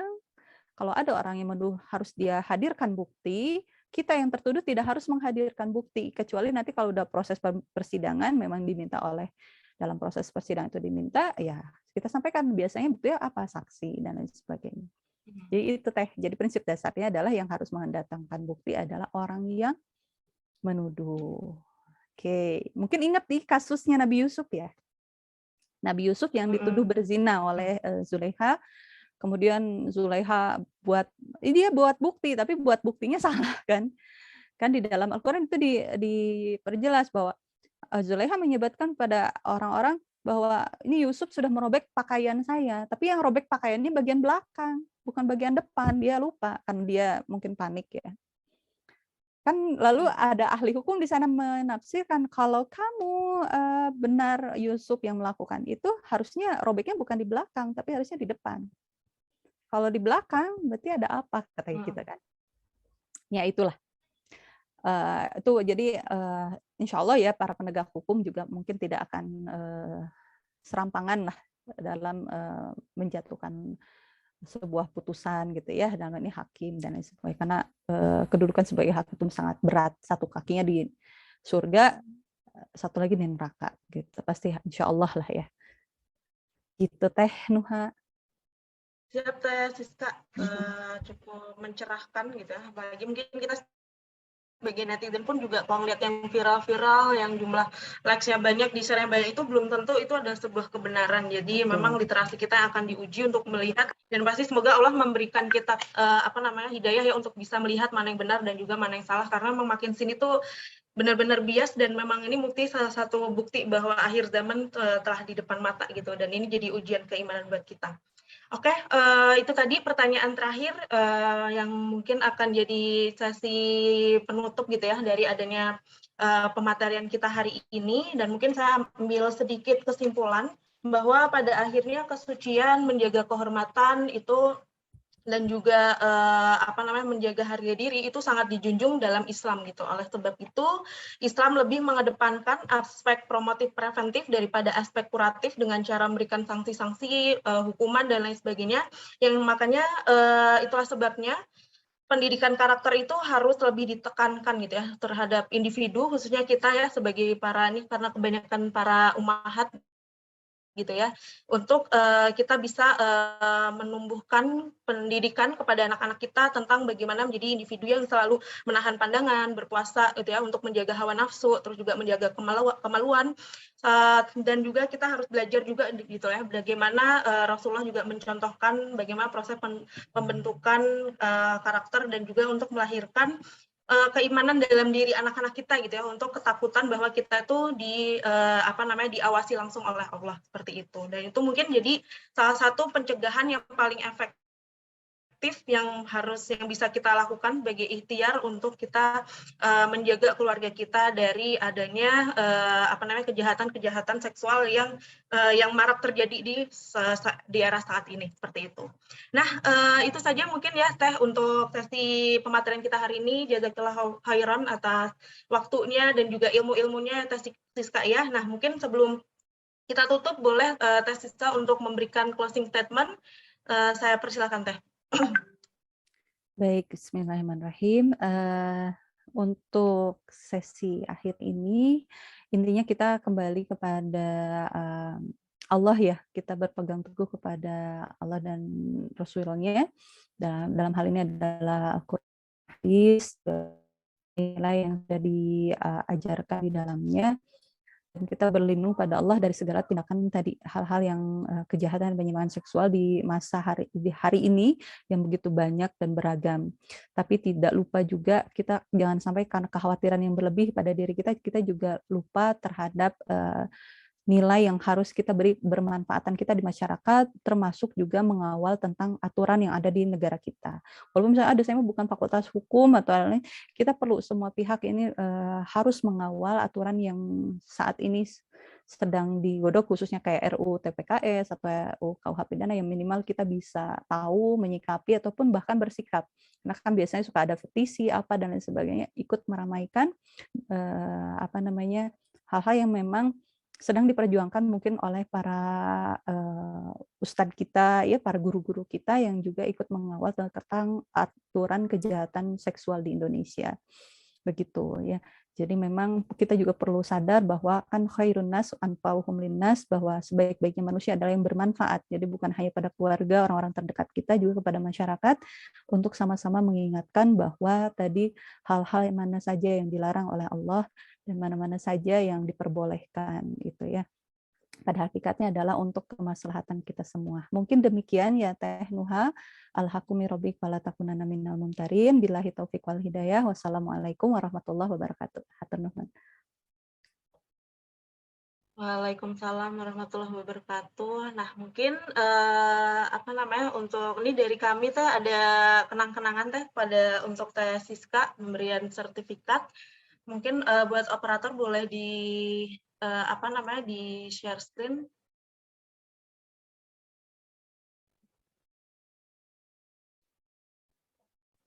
Oke. Ya, ini Teh kenang-kenangan dari kami sebagai bentuk ucapan terima kasih Teh atas ilmu-ilmu yang sudah dibagikan hari ini, yang juga itu akan menguatkan kami gitu ya untuk bisa menjaga keluarga kami dari adanya masalah kejahatan seksual seperti itu. Nah, untuk itu mungkin kita sesi foto dulu kali ya Teh, untuk jadi penyerahan secara simbolis gitu ceritanya untuk penyerahan sertifikat seperti itu. Oke, untuk panitia udah siap? Oke, ini saya berikan ya Teh ya. Mungkin saya beri aba-aba. Saya hitung 1, 2, 3. Oke, dan nanti mungkin sertifikatnya akan kami kirimkan ya Teh ya lewat dari LO kami. Dan kami dari panitia mengucapkan terima kasih sekali lagi ya Teh atas waktunya, dan mohon maaf jika dalam proses proses pematerian tadi ada hal-hal yang kurang berkenan seperti itu, dan semoga bisa memberikan ilmu yang bisa amal jariah gitu untuk Teteh seperti itu. Nah, mungkin boleh di close dulu operator. Setelah ini mungkin kita akan foto bersama para peserta. Mungkin teman-teman boleh nyalakan kameranya, kita foto bareng untuk mengabadikan momen kita hari ini bersama Teh Siska. Oke, ini baru ada 8 orang yang menyalakan kamera. Mungkin teman-teman boleh langsung dinyalakan kameranya, kita foto bersama. Oke, alhamdulillah ini udah ada Teh Iza, Teh Satya, Teh Alvina, Bu Imar, Teh Ismara, Teh Aska, terus juga ada Teh Ati juga. Oh, ada Teh Herling juga sama adik bayinya. Oke. Nah, ini sepertinya teman-teman udah ready ya. Nah, mungkin kita foto bersama dulu. Teman-teman boleh berikan senyuman terbaiknya untuk mengabadikan momen kita hari ini. Saya beri aba-aba. 1, 2, 3. Oke, ganti gaya. 1, 2, 3. Baik, terima kasih teman-teman yang sudah menyalakan kamera, dan jangan live dulu, kita habis ini ada kuis. Dan mungkin kepada Teh Siska, jika memang ada kegiatan setelah ini Teh, boleh meninggalkan ruangan. Terima kasih banyak atas waktunya, dan semoga Teteh dilancarkan segala aktivitas ke depannya. Baik, terima kasih Teh Nuha. Izin live ya, Assalamualaikum. Waalaikumsalam Teh. Oke, nah alhamdulillah teman-teman tadi cukup menarik ya pemateriannya, walaupun di awal tadi ngerasa banyak tentang perhukuman duniawi ya, hukum-hukum pidana dan lain sebagainya, tapi tadi di sesi diskusi alhamdulillah cukup menarik, dan kita dapat banyak kasus-kasus yang bisa kita implementasikan dalam kehidupan sehari-hari untuk pencegahannya. Nah, selanjutnya kita akan masuk ke sesi kuis. Di sini ada Teh Kiki dan juga Teh Gersa yang akan share screen gitu ya untuk sesi kuis, di mana kita nanti akan ada cari 3 pemenang. Kita ada beberapa pertanyaan, akan dapat hadiah lumayan, pulsa untuk teman-teman, mungkin kuota, dan mungkin kita juga bisa kirim lewat berupa ke rekening juga, seperti itu. Oke, ini dari Teh Kiki Safitri. Nah, mungkin panitia boleh linknya dikirim di kolom chat, mungkin untuk teman-teman bisa langsung klik aja. Oke, oke, baik. Teman-teman dan juga teteh-teteh boleh